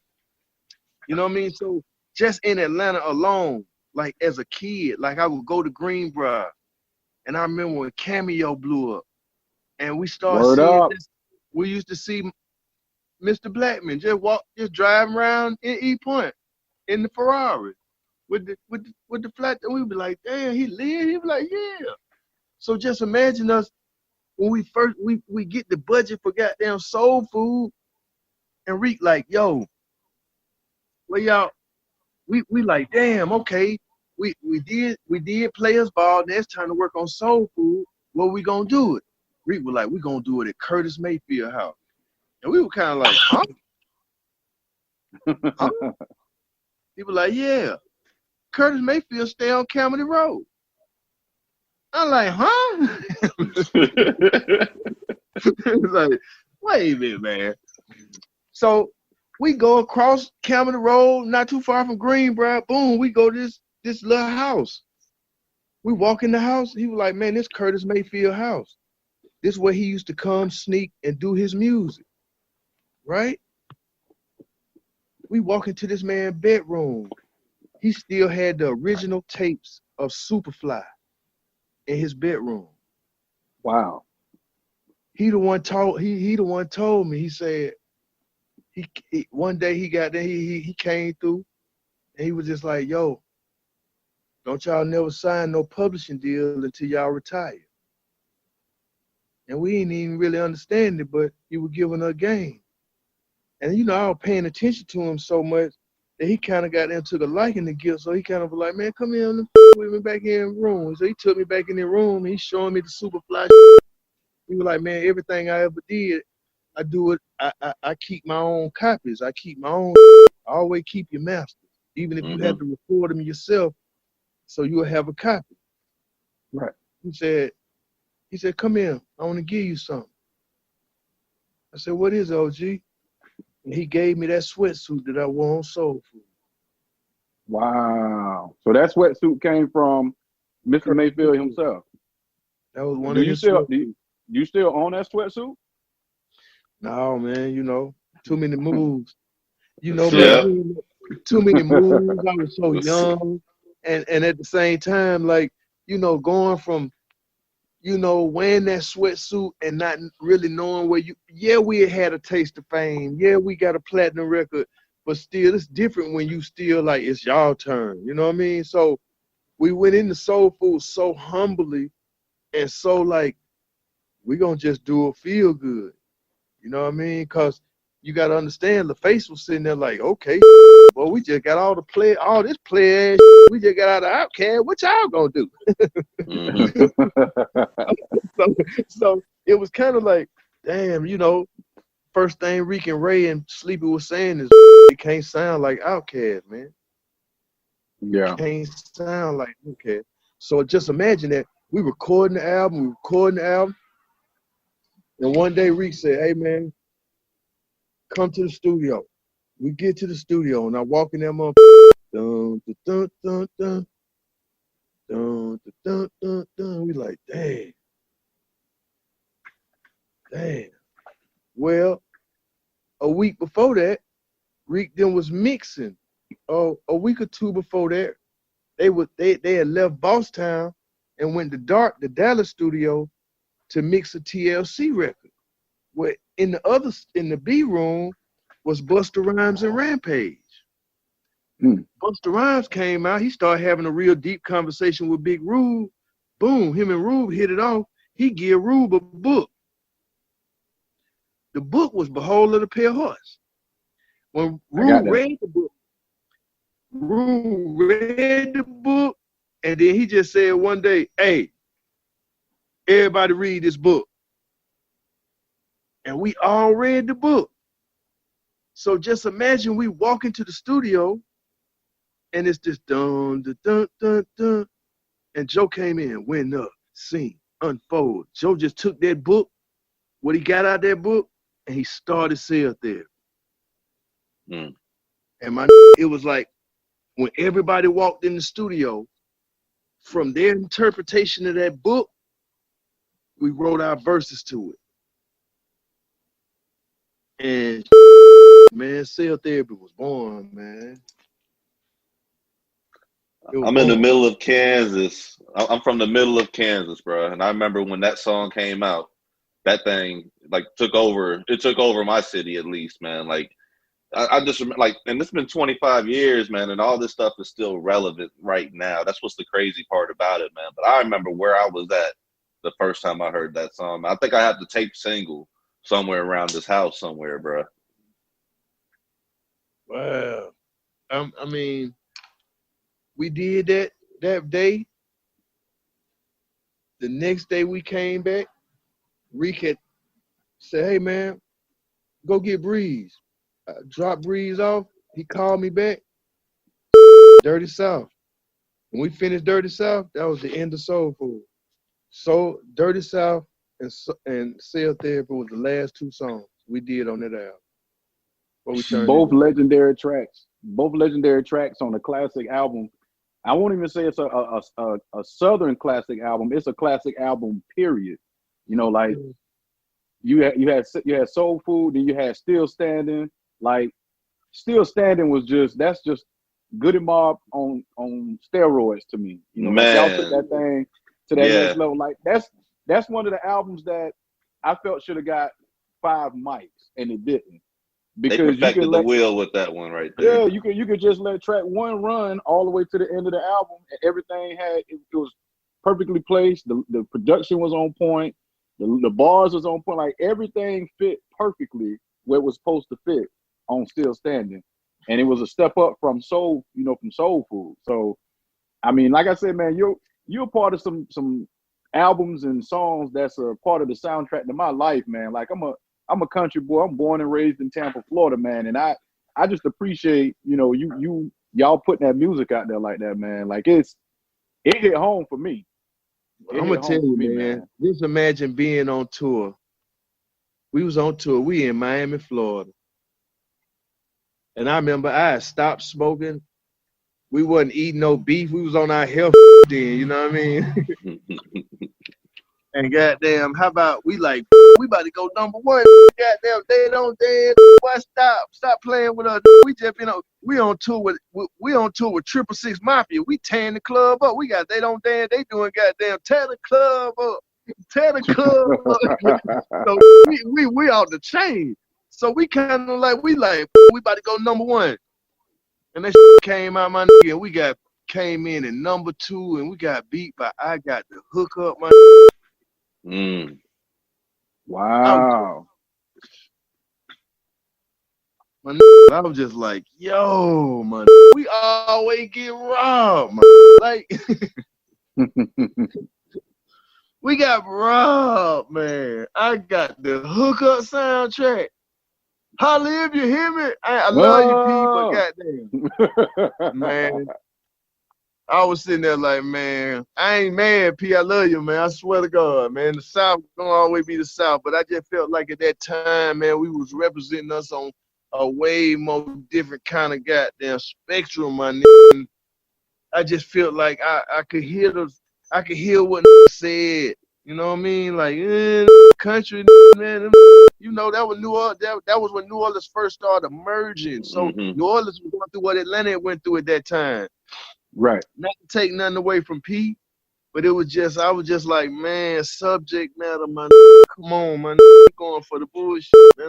Like that's how they gonna represent us. That's how they gonna look at us.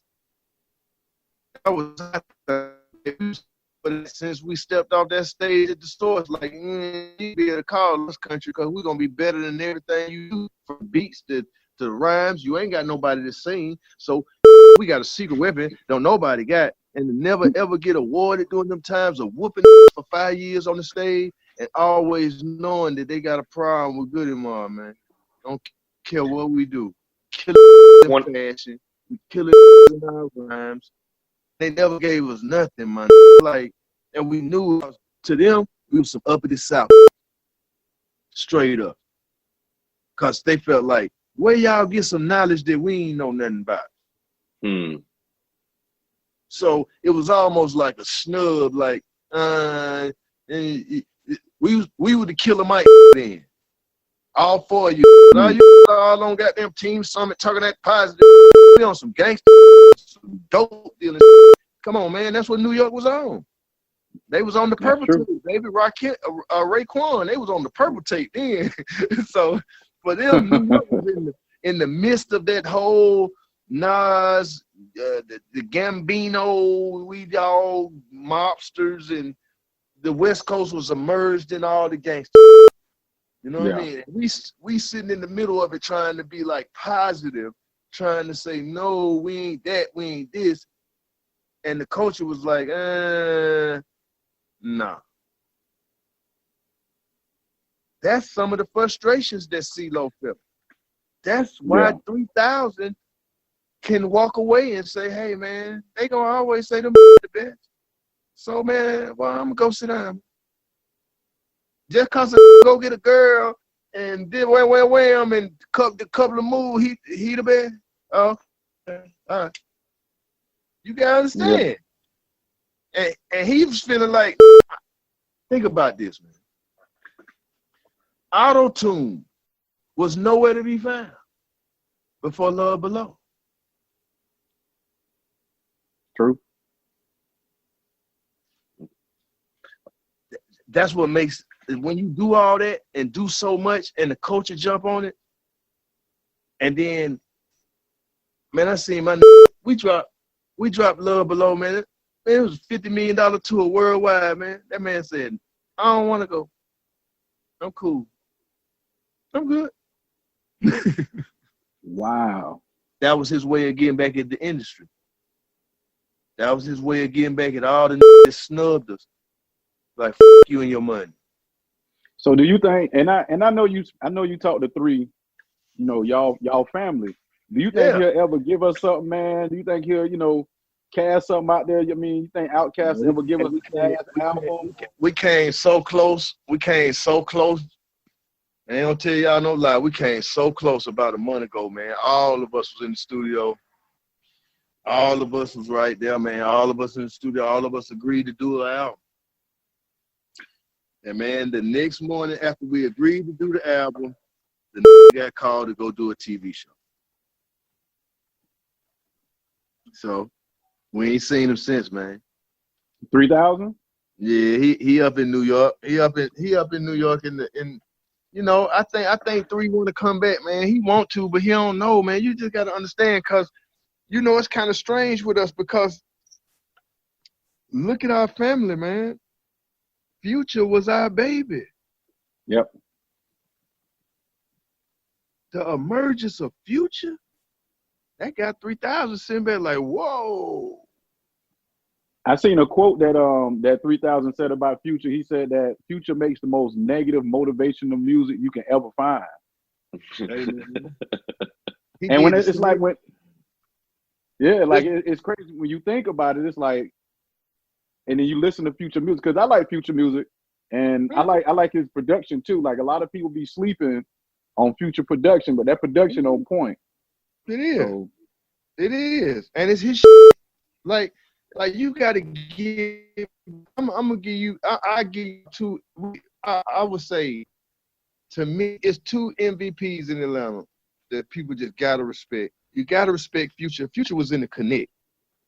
Future was in in Rico's group of the last of the dungeon, the last babies. Future was in there. Future was Meathead. yep. Future left there, started with Rocco, you know, boom. I was going to St. Louis. So just imagine me being on the road with Nelly, man. I'm on there with a 7, 10, 15 million records. I'm like, shit, bro. This boy got pop records. We doing goddamn rodeos in Texas and shit. So, you know, I'm like, I ain't even seen Cash do some of this shit. Then, goddamn, this something else. But then he went to St. Louis. He came back home. And when he came back home, he said his name was Future. He went in the studio and he did that Dirty Sprite. Now, I'm going to tell you what's so great about that time. You got the emergence of Future. And then you got the goddamn emergence of 2 Chainz. He reinvented himself from Titty Boy to 2 Chainz. So you got to look at, in Atlanta, really, you look at it, that new wave was damn near started by Future, 2 Chainz. Yeah. This whole wave is going on right now. This all Future, 2 Chainz. Yeah, I definitely agree with you on that. And the one thing I like about the music scene in Atlanta is I see a lot of the OGs still reach out to the new cats out there, the new Thundercats out there, like your Migos and your 2 Chainz and your Futures and you know and the 21 Savages and the Gucci's. Like a lot of people sleep. Gucci Mane is one of the most slept on A&Rs in the game because he don't put on a lot. Gucci be working, boy. Gucci be working. Because they ain't gonna give us the credit we do, man.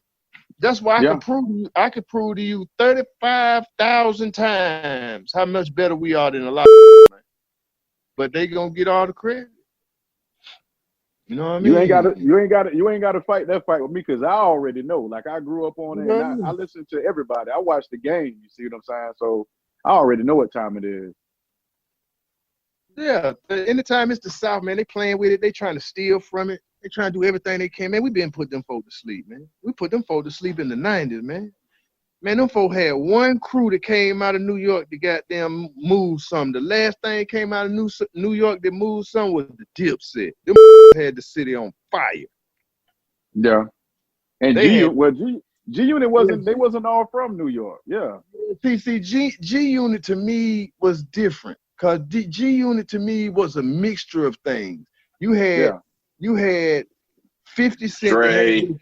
Yeah, you had Dre, you had 50, you had Eminem, that was that West Coast thing. Think about it, bro. Yeah. If anybody get treated like Goody Mob, it's 50 Cent from New York. They act like he ain't did shit. He outsold. They act like he ain't do shit, bro. His whole reign, they act like he ain't do shit. You know why? Because Dre did the music. All the music was West Coast. So New York didn't respect it. Didn't get no Grammys. Didn't get no American Music Award. Didn't get nothing. Overlooked. That's crazy, man. For how many albums? Too many. That's why at the end of the day, you know who the real gangsters is, or you know who the that went in the room, and then white boys said, we gonna put you, your and we gonna make you. Okay? Hey, so when you see people like 50 Cent, you see when 50 Cent moved to New York, Jay and Puff moved to LA. Cause 50 Cent a real one. He'll fight you. And you can tell about them three men. You know, 50 bro watch both them quick. Cause he that type of guy. Like I when they jumped on Fredro Starr there at the music at the awards in Long Beach, I mean in Santa Monica, GIPP was standing right there. Cause guess what? GIPP was Young Buck. First time 50 Cent ever came to Atlanta, Young Buck called me, GIPP, 50 Cent coming to Atlanta, man, I need you, man. Okay, I'm pull up. That's how me and 50 met.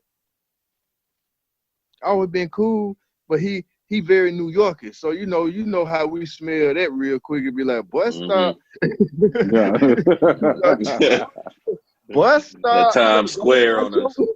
Yeah, it's like, boy, stop, you better go. I don't see how you deal with all that book, but okay. You know what I mean? But, hey, man, and look what happened at the end of the game, bro.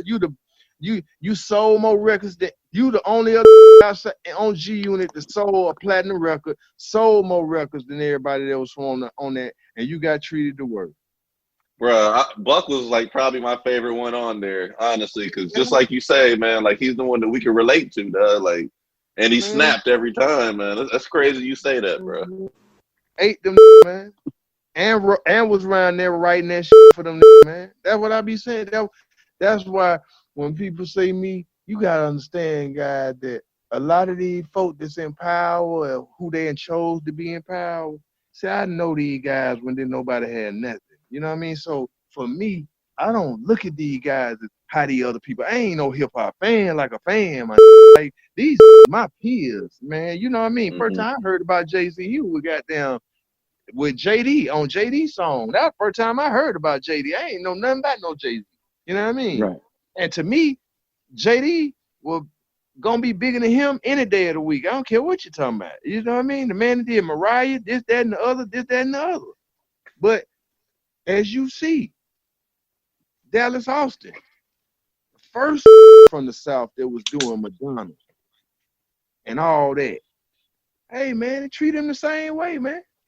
How Puffy them bigger than Dallas Austin? Dallas Austin put Puffy on. Yeah. Dallas Austin was the one that took Puffy to Clive to get his deal. How South gonna do? You know how we gonna do. We open hearted, we cool. Show love. Yep. You know what I mean? We're gonna put you in a position. Yeah, you know, we don't never be tripping. We do out the heart. You cool, we cool. You know what I mean? I ain't tripping. But hey man, look at the game though. They from New York, they bigger than Dallas. These folk over here, they bigger than this. That's all my shit. And a lot of people don't like it because see, I tell her how I've been talking like this since day one. So this is why Zex didn't like me. This is why certain didn't like me, because guess what? GIPP come from a dad and a mama. Ain't nobody in the music business I ever looked at as somebody like a father figure. You know, and you gotta look. These men are very, very aware of that kind of thing. That's what they want. They want the DJ Khaled's, man. And I ain't dissing DJ Khaled. I'm just saying. They want that. That's what they want. They want you to come in. You the best, you the best, you the best, you the best. Give me $2. Well, see, I can't never do that with this industry because I always came in like, I'm representing this side. Get me off top, so I ain't never going to be friends. I let you young be friends. GIPP gonna hold the line for the South. Hey man, when we came in, we stood on our side of the street, them stood over there. At the end of the day, I don't mix nothing, I don't trip off nothing, but at the end of the day, bro, I ain't with that bowing down. Ain't with that. Because I know in New York, this is what New York did. when New York came win, they changed the game. We start beating them, selling more records. Okay, now New York start getting paid for their videos. Now they getting shoe deals. They getting all the shit. They getting all the shit. You know what I mean? We ain't never got no shoe deals. As fly as we been the whole time. They never came and gave us none of that extra shit that the other talk about and do. Because we weren't from up there. We go to the West Coast, you know. First time we ever did a record with goddamn, I'm gonna tell you how us and Mac 10 met. He got in contact with our folk. Boom, man, we went to go meet Mac 10. It was like doing a drug deal. It was like you walking into a room, Mac sitting there with a bulletproof vest on, guns everywhere, and it's like, yeah, what's up? What's happening? We gonna do a song or what, cuz? You know what I mean? What's happening, black? You know what I mean? So you gotta remember, them times, it was just gangster shit. We in LA, we doing the Sprite commercial. Africa Bambaataa, Goody Mob, Fat Joe, Common Sense. Boom, we get there. Fat Joe goddamn showed up with motherfucking Common Sense is there. We in the studio, me, Common got one dude from Chicago with him that's a gangster disciple. Okay, boom. Also, the OG in there, Africa Bambaataa. You know, we all flow.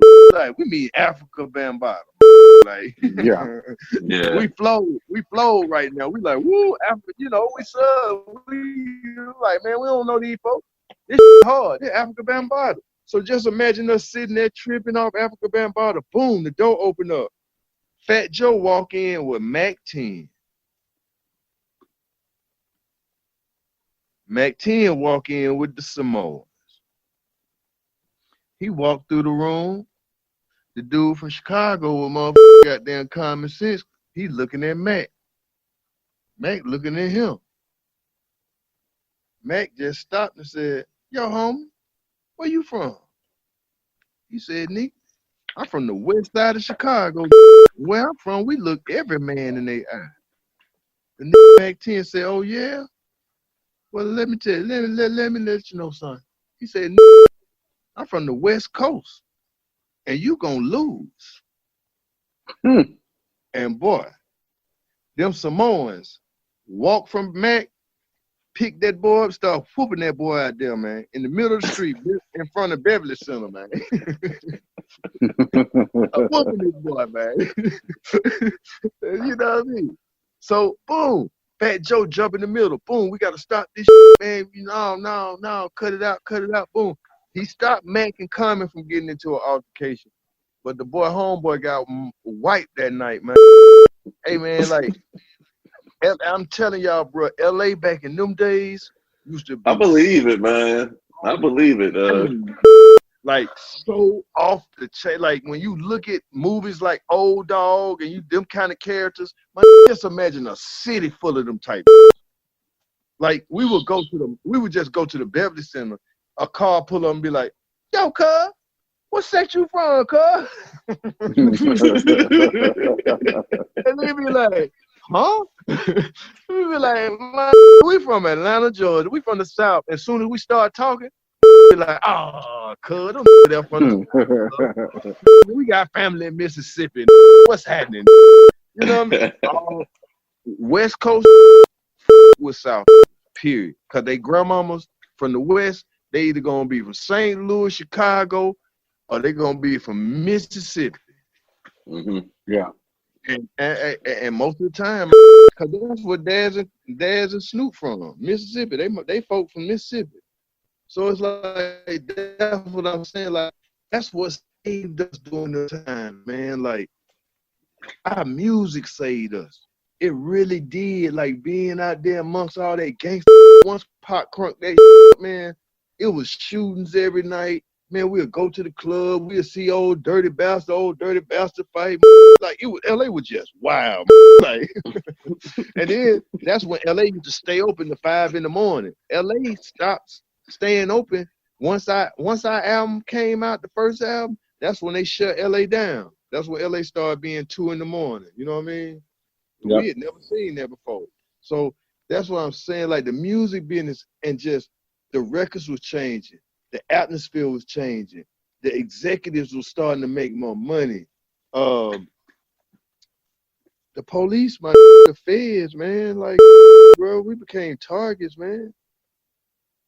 Around us getting killed. People around us running up in the house, raping and all kind of shit. Man. One night they tried to put a hit out on Dre. We went in Dre neighborhood, in 3000 neighborhood, man. We heard early in the day, man, like some came in town gonna goddamn kidnap 3000 for some money. You know, we like shit. Boy, stop. This is everybody got guns in the South. These crazy. Yeah. Man, we had a whole army waiting on these in the woods, man. But that's what I'm saying. Like during them times, man, just imagine being young. Ain't nobody gave you no manual on fame. You know what I mean? Like fame, kids, women, all that kind of shit. But, you know, at the same time, trying to keep your message because you seeing that around you, the world changing and everybody getting into this shiny suit. Man, once Puff came with Mace, the world was hooked. That was it. You know, once he did, what was the song he did with him and Mace was on the golf course? More money, more problems. Yeah, it just seemed like Bad Boy just went to another level, man. Like they took off. Just imagine trying to.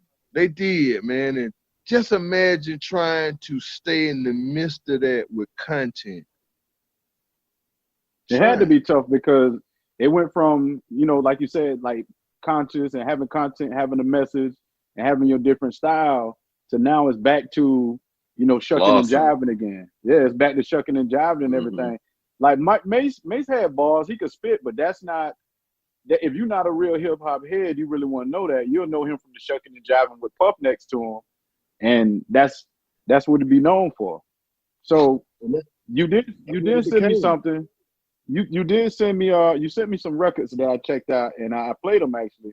And on the P song, which I think is a dope song, that it definitely goes with what's going on, you know, in Minnesota, Atlanta, down here in Tampa, you know, a lot of the protests and riots and stuff jumping off. You said something in your bars. You said, tell his mama that her son going next to the pen or the graveyard. What would you say to prevent that from happening to these young cats out here now? It's a real strange culture out here right now, man. Cause the gang life has goddamn taken a hold everywhere, man. You know what I mean? Right. At one time, you ain't see that down in the South. You know what I mean? So the gang culture out here, this new sexual young millennium culture of everything's everything, you know, and on top of that, you got the whole scamming culture. You know, these kids really came up. That's what I'm understanding why we might be old school to because they've been on some whole other type, you know what I mean? On some illegal shit. They've been on a whole nother type goddamn card. So, you know, I would just say this. Everything that we talked about in cell therapy, we are now living in. Drones in the air, cameras on every block in neighborhoods. Now we doing quarantines and curfews, man. Face mask. And I would say this, man. I would just say this, man. If you ain't ready to do the time for whatever you involved with, this ain't the time to be in jail. Cause I get the videos. Just hit me with some videos a day ago about the prison down in Macon, Georgia, where they in there just gas, like, you know what I mean? So you gotta understand, being in prison right now is anarchy, cause everything you can get on the street, you can get in prison now. So now it's got big screen TVs playing games off in that man. Like, you ain't even lying though. Cell phones, YouTube channels, and all that. I mean, out here, man. If you got a phone and you working this and you got your YouTube, Facebook, and all that's going, man, you in the free world. You just on quarantine. That's what they trying to get the world to live on now. So what they really missing, if they can look at the world stars and the fly heights and all the going on, they like, oh, I know what's going on out there. Right. At one time you didn't know. So, but I'm saying though, I would just tell the youngin that your possibilities of getting out them situations are getting slimmer and slimmer, man, because it's getting more and treacherous as in jail, man. Like stabbing up is on ass, man. Like, you know what I mean? Like, and a lot of the people that I goddamn grew up with and kicked it with, you know, they coming home now. I got to say, shout out to my Miami Bo, man. He coming home, man. Miami Bo coming home from Miami, man. One of the biggest, man. He'll be home soon. Like, so my thing, and people don't know, man, the Georgia, Florida thing, this go back to the 80s, man. You know what I mean? Oh, yeah. Convertible Burt stayed in East Point, man. I've been seeing Convertible Burt. I've been seeing that Miami, man, that Florida boy swag, man. Well, one thing that I did observe about you, you know, as an artist and your style is you got like this cool grown man pimp type player, you know, kind of style with it, like taking a song like Stepping Out you did with Pat, you know, like that song had like, you know, you get your style on, you stepping out, and now you got the new song coming that's out now with Tow Cars, The Time Is Right, and the sample on that thing, I don't know who idea that was, but what was your reaction the first time they say Gip, we want you to drop something on this beat right here? What was your reaction when you heard the beat to The Time Is Right? I ain't gonna tell y'all no lie. See, I've been in and out of Atlanta for 5 years now, cause you know I stay in LA too. So I'm in and out of LA. I'm in my LA. So just imagine me coming home and Tow Cars like, come on, give it, man. Come on, man. Just goddamn come with me. And you know, for a while, guys, like I just stopped rapping. Like I'm just like, man, I'm cool, man. You know, we went and did the new Goody Mob album. We did a Goody Mob show on TBS. And when Shawty caught the voice, he was reinventing. You know what I mean? Where we went from around doing these shows to $3 million, $6 million a year to sit somewhere for 8 hours. You know what I mean? So you got to realize that too. We went from just trying to figure out what we doing to, hey man, y'all want to come to New York? Y'all want to come to LA and try this new show out called The Voice? You know, what else? I mean, you ain't got else to do. And we moved to LA on some just like, man, you know, this might be some little bullshit. You know, we're going to knock this out, be back in Atlanta in the month. We did the first little season, you know, it was like a small production. We thinking, you know, of course we seeing Adam Levine, like, okay, we know Adam Levine, whoa, rock star. Christina Aguilera, you know, we knowing her, you know. And the country dude, we really didn't really know Blake. So we kind of were like, you know, this can work, might not work. Well, boom, we do the first season. That motherfucker turned. People will never understand that CeeLo went diamond in TV with that shit. It went from 1,800,000 audience to the second season every fucking Monday night. It was 18 million people looking at that shit. So we went from the first season where we was recording the show in Prince Club in LA to now we on the Hollywood goddamn set. This motherfucker 18 million. We like, damn. The budget then went up through the roof like Shawty never made no money making music like he made like that. 20 million in 1 year. That's off TV. So just imagine, you know what I mean? I'm just saying just the different levels of now you have a guy that has been in the business for 20 years in the middle of America and fell in love with him. When he was just supposed to be the token rapper that people didn't know knew music as good as he did, and he got on there and he became the star because he knew music better than Adam Levine and Christina Aguilera and Blake. and he became the international star. And it's like, yo, imagine that, bro. Imagine taking over Hollywood after being in the game 20 years. You ain't even never been in Hollywood with a record this big, with a situation this big. A record can't do this. Nah, that's a whole different kind of money and a different type of situation to do this. Bro, we walking through the airport and old white ladies coming up kissing the man that said free and said that. Come on, man. They didn't even recognize him as a rapper. They didn't even recognize him as a singer. Nah, that's a singer, man. It was like they ain't even recognize him as a rapper. They didn't even know he rapped. You know what I mean? So just imagine that we go from that's CeeLo Goody, that's Gnarls Barkley, you know, because even being on TV, they never equated CeeLo Green as being Gnarls Barkley.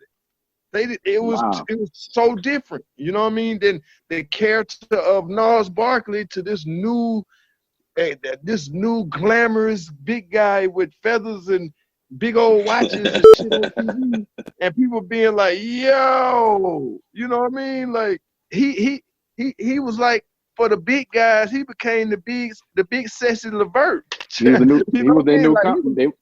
was their new confidence before Bone Crusher took his shirt off.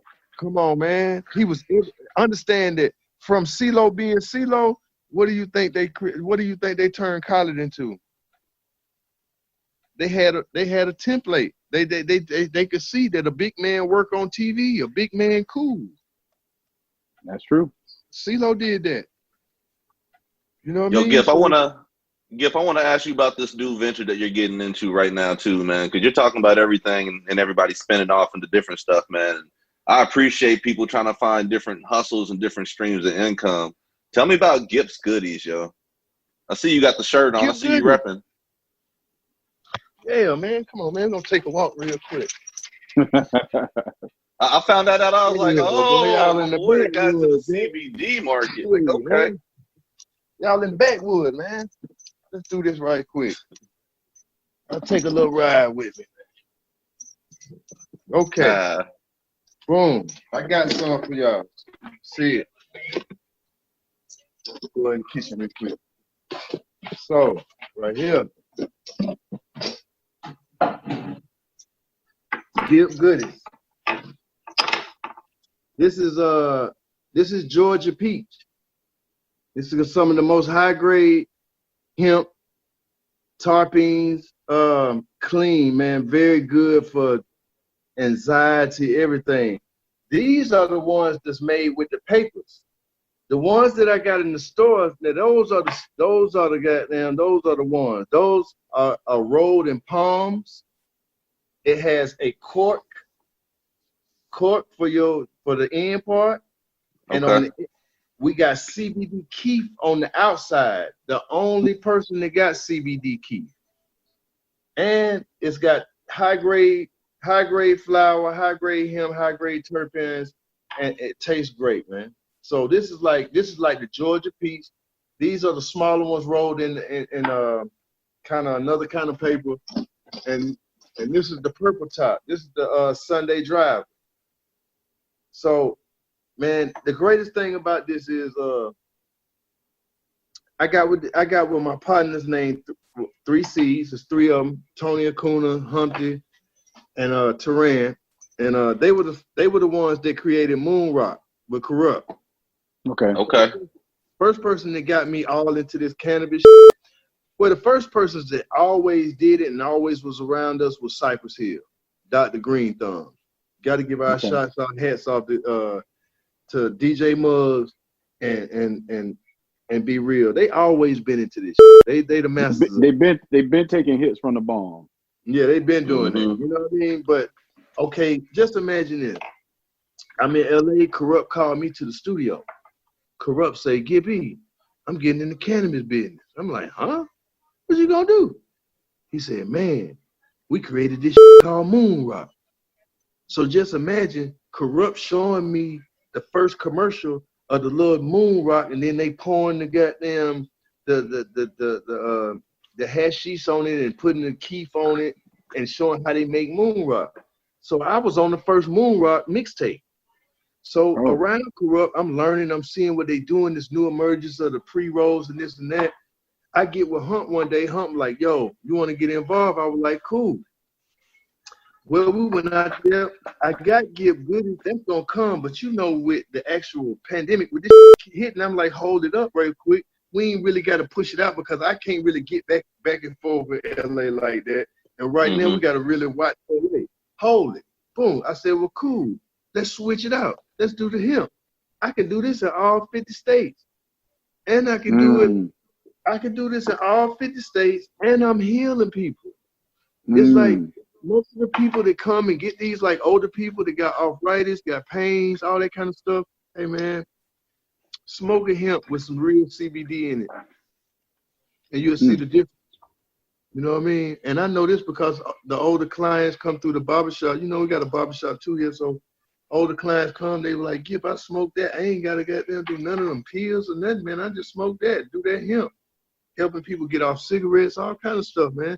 So yeah, and you know, and I'm gonna have stores too, man. We're gonna start seeing GIPP Goodies stores there with, man. Man, there's nothing but money in that whole vertical right now. That whole industry is like really about to blow up. So that's why I saw you getting into it. I was like, wow. I was like, all right. I was like, all right, GIPP, I see you. Yeah. And then Georgia, man. Georgia about to get into it, man. And I'm one of the ones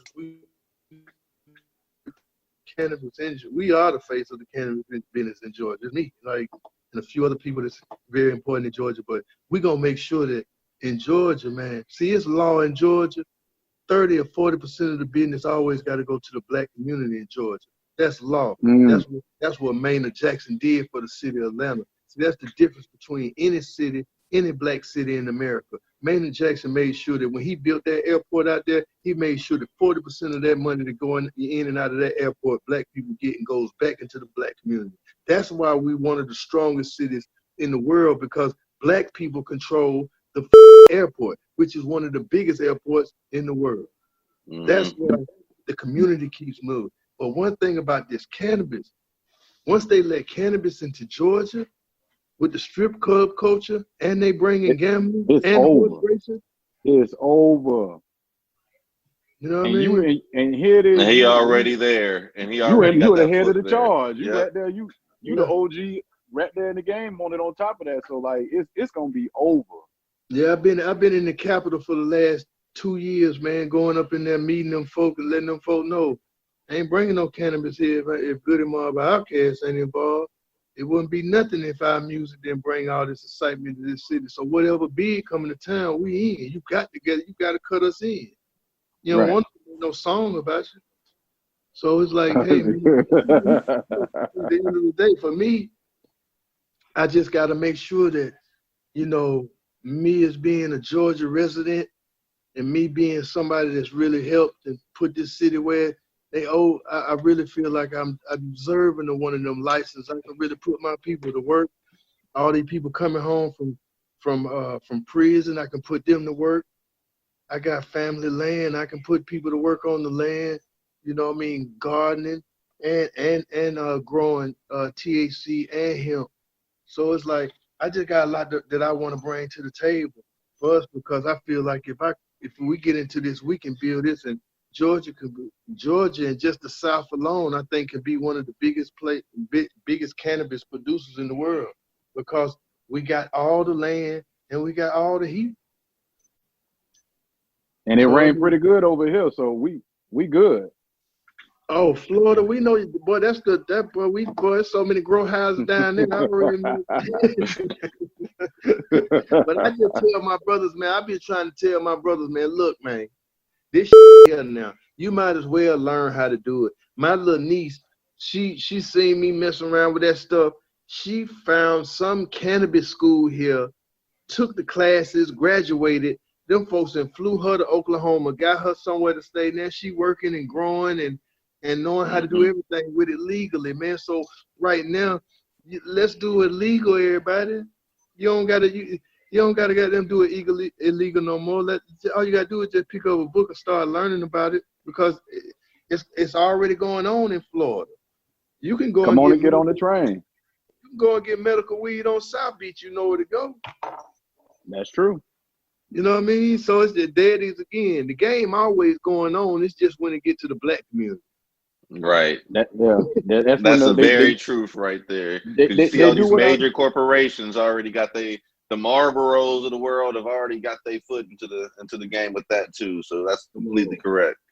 I told my dude, I said, bro, when you see the son of the Wrigley spirit gun, when you see people like that trying to what they doing to get into this, that tell you what it's got to be major. That tell you what it is. Major. And when they see us trying to jump in it, that's when they move the finish line. And I would tell people this right here, this wholesale for $12.50. This sale in the store for $25.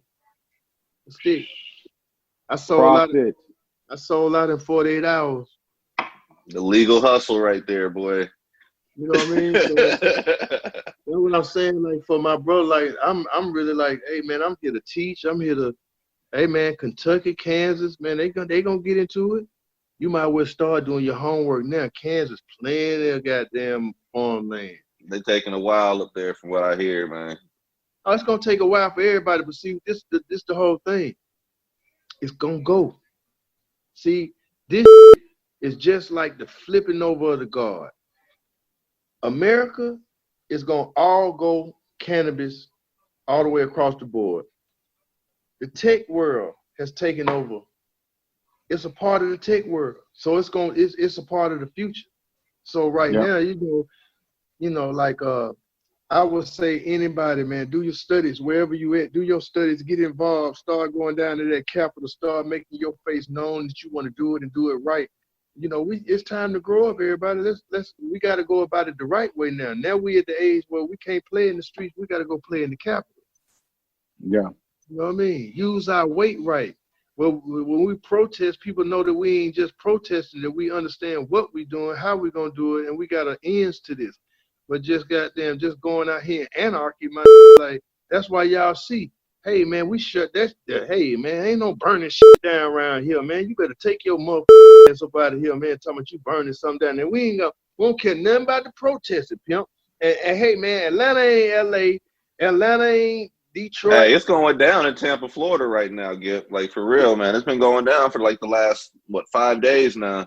It's going to go down in Tampa. Tampa always been a white city. I had a girlfriend down there, man. A white girls like baseball. I got a pretty white girls down there, man. I seen them, man. No, I'm just saying, though. You got to look where we at, bro. Tampa, a white city, man.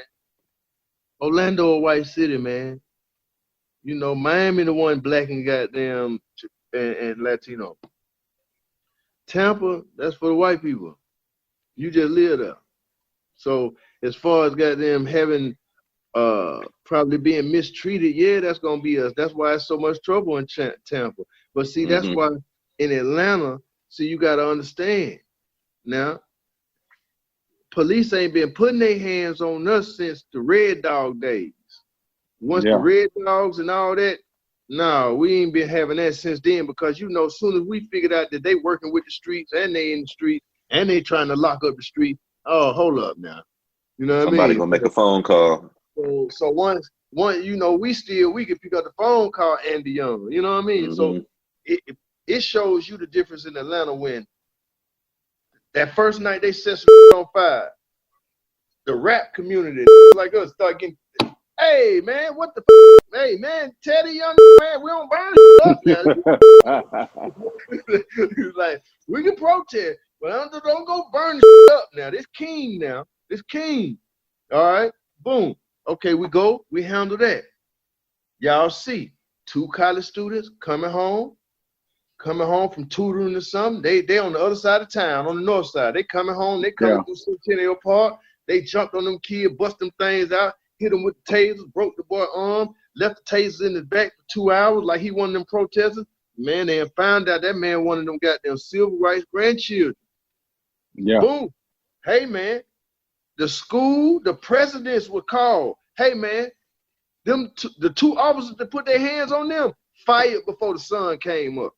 Yeah, they didn't waste no time. Keisha Keisha didn't waste no time with them up there. Hey, she can't because Keisha, you gotta understand, man, Keisha is there because she the face of the old guard. See, the old guard in Atlanta will forever run the mayor's office, period. That's the way we can have our conversations with the white boys that run the state. We're gonna get some straightening. Y'all got the land, we got the airport. With us. We get money, y'all get money. Talk to it now. But as far as culture, as far as bringing business here, man, it ain't been y'all, it's been black folks. Y'all ain't but got I don't think I won't say that it's just, you know, like just Atlanta when it comes to business. Like with the things that's going on now, like, you know, the George Floyd situation, you know, the riots. I won't tell nobody how to react or how to protest or how to riot because it's been, the conversation has been past time. But my biggest thing is instead of patronizing with them, stop spending your money with them. That's the biggest weapon of all is if I stop putting my money in your pocket, now I got your attention because now you can't ride Bentley like you used to ride Bentley. You gotta come back to me and say, let's have this conversation to get this thing fixed because I mean, look at Alabama with the bus boycott. Black folks needed that bus back then, but they boycotted it for a whole year and they got their attention. They say, hey man, y'all ain't gotta sit in the back of the bus no more. You can sit wherever you want, but can you please ride the bus again? Because when it comes to fashion, you know, entertainment, black people make the world go round. Like, ain't nobody gonna spend that dollar the way we spend that dollar, man. It's just that the dollar don't stay in the black community that long. No, it's just that they care about shit, don't care about them. I agree. I definitely agree with you on that. I mean, a lot of the fashion designers and they're plain simple. I can look at all the young boys out here, man. These boys they making more money than we at their age. We never saw that kind of money, man. Right. So you got to look at the game right now. Now they just said, hey man, you know what we got to do? Now we just got to overpay these. They gonna crash, dummy, sooner. We own everything. Move on to the next. Yeah. That's the game. Look, ain't nobody #1 record sticking. That should tell you that it's ring around the cheers. It's whatever goes. Cause the music ain't no good. Right now, y'all, we gonna turn on the radio and hear the same song we heard back in March and February. Why? Because when the goddamn pandemic came, the radio station ain't changed. Still playing the party shit. And what's going on inside? Ain't no party. It don't even match. Mm-hmm. It don't even match, man. So when you looking at that, you like, yo, it's up out here, man. So when you ask me like, what did I feel when I first heard "Time Is Right"? It gave me the feeling of what I felt like when I first heard "Players Ball" like that. It reminded you of soul, or when people respected, when people cared about something, when antiques were cool because it made it through. And and what's so funny about the song is I recorded the song and jumped on the plane and went to LA for a year. Oh dang! So he been sitting on that song for a little while now. Man, let me tell you something about music. Music ain't old until the public is. You ain't lying. That's new to us. You know what I mean? Music ain't old until the public is, man. Dr. Dre was sitting on the chronic for 2 years before you heard it. You know what I mean? So when you think about it, it's like the best music is the music that you take your time with and you don't worry about what's going on outside. You worry about what that song tell you to do. And you gotta look. I keep telling everybody, hey man, this is the greatest time of all time. Because the Matrix ain't in control, y'all. This right now feels like the 90s when everything was off the chain and didn't nobody control nothing. Everybody was just going for what they know. Look, this whole emergence of everybody being on like Zoom, we all are starting to, when we played the background now, we got to step on up, put our face in the camera now too, because that's where the world going. It ain't going to do nothing but strengthen all of our brands that when the lights really turn back on, look, man, we ain't put in some more work in the cyber world. That's true. What I've been telling you, Ship. Now we put in our work, and then can't tell you because of course, yeah, I'm with y'all, man. Like I ain't on that all day. The young people be on there, but now that I know that the world going this way, hey, GIPP, we got to go this way. This is how we survived anyway this long. We might not got everything that it take to know and what you supposed to know, but understand this. One night I got a call. They said, GIPP, would you come and do our look at our podcast? That dude was Carlos from 85 South.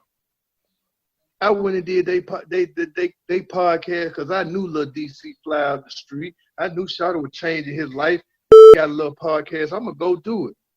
So now 2-3 years later, now I'm looking up. I'm seeing DC on goddamn MTV Raps. Now this 85 South and took off. Hey, man, you got to pay attention. Yeah. You got to pay attention because, hey, I know a lot of people probably looking at that 85 South like, man, that ain't shit. That's going to be some local shit. Boy, stop them and put that shit on the stage, selling tickets. Yeah. They came through Tampa with that. I ran into Chico Bean. I ran into Chico Bean here. And then they had the Funny Ass Ish tour. And I met DC at the Funny Ass Ish tour. I think I had too much to drink that night because I tried to joke with him. And I got jokes with him, but I couldn't. It was bad. It was bad, Gip. I heard about the story afterwards. It got real bad, man. I had to pull him. I was like, hey, man, all right. You got calm down, man. Just let me, You tried. Hey, man, they say, hey, man, closed mouth don't get fed. That's where we from, man. Hey, I don't know what. Like, I think it was too much in my cup that night, man. But I would never. DC is the truth. That's a clown. Yeah. He's a real clown. Yeah, he a real one, man. Real clown one. Been in jail and was the jail comedian. You know what I mean? Like, be really changing their life, man. Like, I be knowing these little kids. Like, that when you said, hey, man, like, Atlanta nigga, we keep a real close tab on our niggas. We do, bro. Like, because when people realize that when Future took his, when they realized that Future had Dungeon Family on his arm, just like I got mine, they were like, well, damn. Yeah. Yes, hey, man, you think about all us in the room, boy. There's a whole bunch of elephants. Man, and listen. In their own regard, you know what I mean? So it's like when you say, man, you think 3,000 gonna come back? He might not. But I'm gonna tell you the thing that would excite him would be an album with all of us, Future and everybody, and do an album together and tour together. That would probably excite him. But well, GIPP, I need you to make that happen, man. You need to.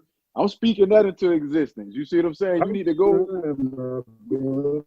I'm trying. I think that we're gonna do it before everybody can't do it no more. You know what I mean? I think we're gonna do it before everybody can't do it no more. Big Boy got plenty left in the tank, man. We got plenty left. Man, we get up there and have so much fun. That Dungeon Family tour was so fun last year, y'all. That was fun, man. Like us getting up, man, we ain't even performed them songs in years. Like to do Dirty South, the whole song, me, Cool Breeze, and Big, like to see Backbone do things with Rich Doctor, and man, we had fun. And Organized Noise being on the road with us, man, we had so much fun. The only person we were missing with 3,000, but it was so funny about him, he had the well, that's how we communicate every day, man. Like we still stay damn near in touch like when we was like kids. Because we got a line that's always open. So sometimes CeeLo just start joking on Dre, and then Rika say something, and we all be on the phone talking together. You know what I mean? So it's like with us, just us getting back to that, man, just feel good, man. Like, you know, we all have been through our we all have had the big head, egos, all that old and just to be like now, like, oh, shut up. Instead of, you know, when we were young, take personal, don't take personal no more. You know, we old, man. Like, we got kids. Like, and then hey, you be, man, my kid on my child on the Soul Train, on the Soul Train TV show. That's my daughter, Keepsaya.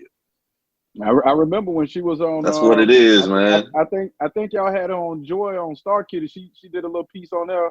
And then you mentioned you big on family and stuff like that, which is very, very impressive to me because, in hip hop, they don't teach us how to be, you know, emotional and sensitive. They want everybody to be hard and thugged out and stuff. And you know, so I remember. Matter of fact, I want to take you somewhere right quick. What's up?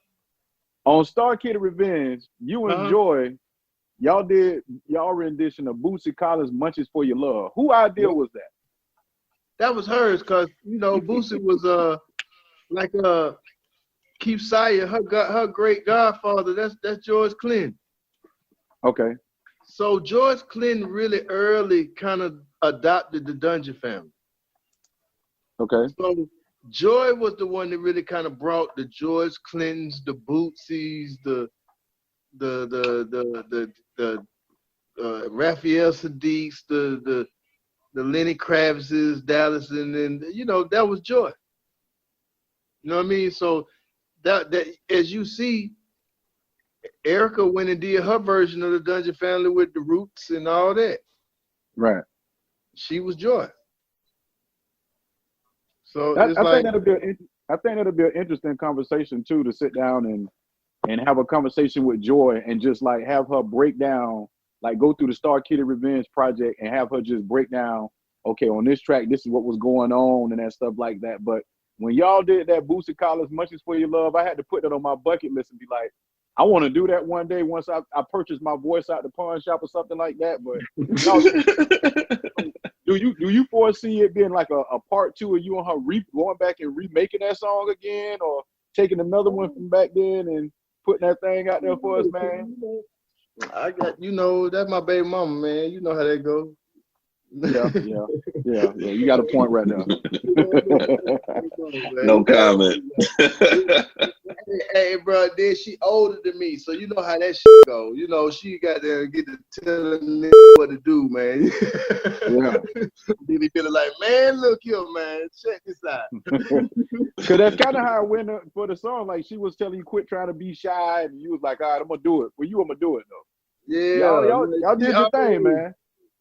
Thank you, man. And you know, Joy doing good, man. Joy in LA, man. So Joy doing good. Our baby on TV, and you know, I'm like, damn, my baby goddamn it caught a TV show and this hit, man. And I'm like, damn, now she gonna be in this entertainment shit, man. That's that next generation right there, man. Yeah. The next wave, like you said. It's like, hey, man, and she left it. You know what I mean? They took hold of her quick. So, you know, she been around this, man. I took her right out of the hospital and took her on tour, man. She been out here on Smoking Groove tours with Lauren kids and everybody kids. Like, so it'd be a trip to me, because, you know, all our kids, they grown now, man.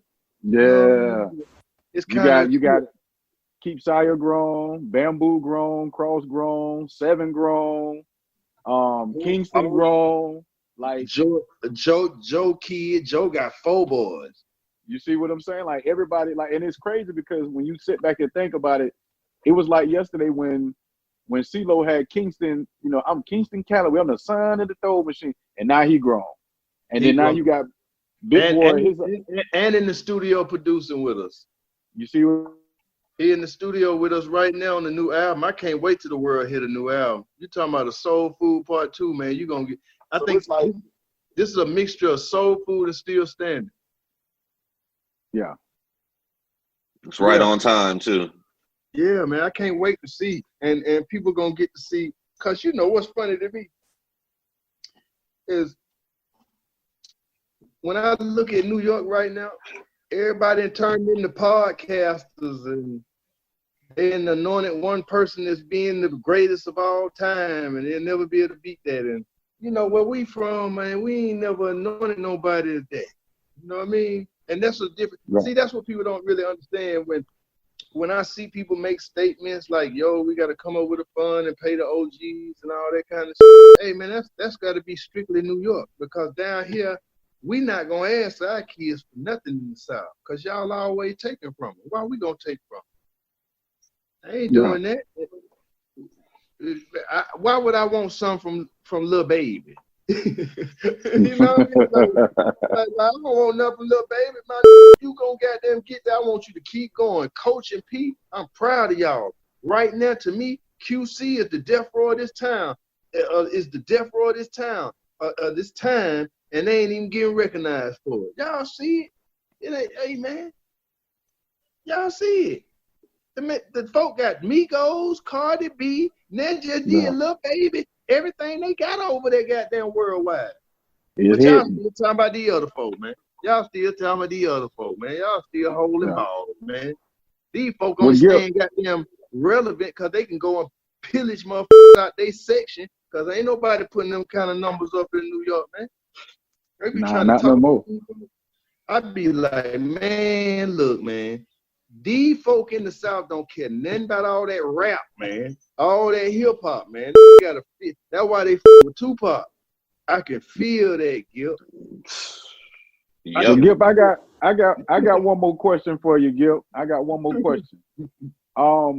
So when can we can we set an ETA, or when do you have a time that you think that the new Goody Mob album be coming out? We should be looking for that thing to come out.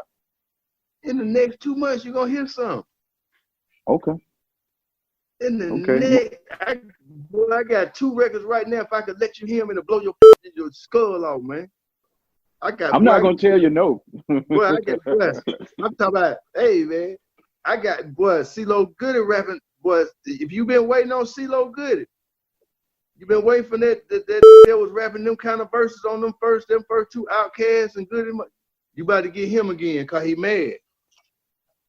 CeeLo that's just a whole different machine, man. Like a lot of people, I remember when he opened up on Cricket Booty, he said, I'm putting the poetry, emotional addiction, over social over natural role. You see what I'm saying? Like, I'm ready. Come on, bro. Like, that's what I be saying. I be like, bro, just imagine doing everything that you said you had to do to be the greatest, and every time you do it, do like this. Yeah. Yeah, okay. Yeah. And you be like, okay. And then when I tell her, well, hey, cuz, I ain't never bought no Jay-Z album. And the go crazy.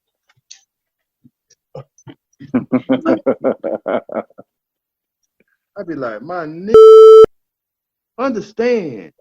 If certain didn't die, certain wouldn't even been in your face. I was there. I knew who wasn't hot. I knew who they tried. I knew when certain people died, they just had to fill the space. They made people. They made people, bro. They said, look, check this out. We got to figure out how we're going to stay in front. Dr. Dre them and that white boy is crazy. We cannot beat these with these numbers right now. The Midwest, the West Coast going on. What can we do? We got to elevate. We got to elevate. Okay, we're gonna make a rap. Goddamn, the president of Def Jam. Okay, all right. We're gonna act like we found this, found that. Boom. Okay, you got the girl. Okay, boom. Okay. Okay. So tell me this. How does a person buy themselves out of a contract? The same people that made you.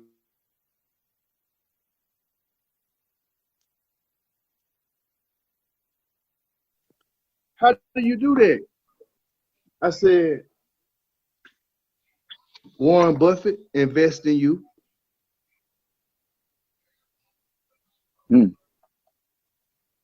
Warren Buffett invest in you. Now it's a doggy game. Okay. Now all of a sudden, now you bigger than everything around here, cause you and around there you got more money than the people who put you on. Well, how'd you do that? You found a bigger fish. You learned the game of marketing. You learned the game of promoting yourself in another way, outside of what is just left for hip hop. So now you take that on the road. Now you go to LA. Now if you look at TMZ, every couple of stores, it's about who can pay the monster, man. It ain't about being the best. You can pay for being the best. Why is only 2 that got goddamn 23 and 24 grand? Because the shit rigged. It was rigged to make other bigger than other. These got more Grammys when they didn't sell no records for nothing than the sold the records during the time they got them. It's been a lot of ghostwriting around here. It's been a lot of ghostwriting around here.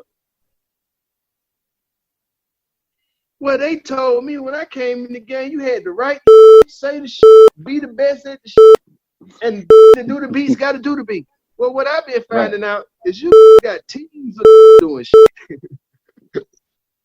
And a front. You taking and putting your names on it. You stealing. Oh, so you want to learn how to play like the other guy. You pay up front, steal the credit. They don't understand that. But you understand credit and weight. So with that being said, I'm saying that's the game now. That's why I'm so proud of the young. The young are not into the magic of the music business. The young want the goddamn money. And they got their business right. They got their business right. They don't care nothing about your awards. Future don't care nothing about your award. You keep all that shit, man. Give me my money.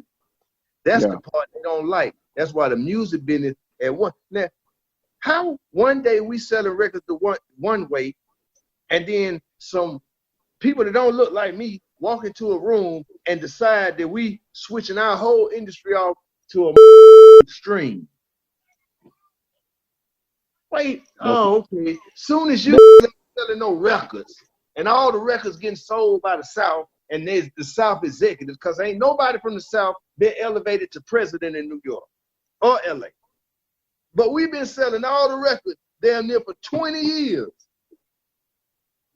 But we still gotta all be the, hey, how you doing? Yeah, we ain't the guy. Like you said, Gucci Man, how many people here and put on, man? The man needs a job at the top of the label, man. But they Gucci ain't got to never drop another track ever again, because he don't put on enough people to that's gonna look out for him. And then on top of that, Gucci got money coming when he sleep. When he was locked up and doing all that, he had to go through his transition to where he is now. Gucci was gonna be straight regardless. And then he got a queen on his side, so he ain't got to worry about her like that. So Gucci got a team, a real deal team. But think about this. It's only a few of them left, man, that's real like that. You know what I mean? That boy, that real. He went and did the time like Pac. He went and did all the shit you supposed to do to have that kind of weight. You know what I mean? And all I'm saying is, in this game right now, there's a lot of people that have put in. So, man, when I think about the 90s, most of the people that people be talking about great, man, these people had 1 and 2 albums, man. Yeah. Do you realize that? Most of these folks that they say the greatest of all time, are they putting off in the goddamn Rock and Roll Hall of Fame? People had 1 or 2 albums. Man. Come on, man. Come on, man. When I look at the hierarchy in New York, when I look at the hierarchy, when I'm like, okay, when you go from the Noriegas to the Mobb Deeps to it's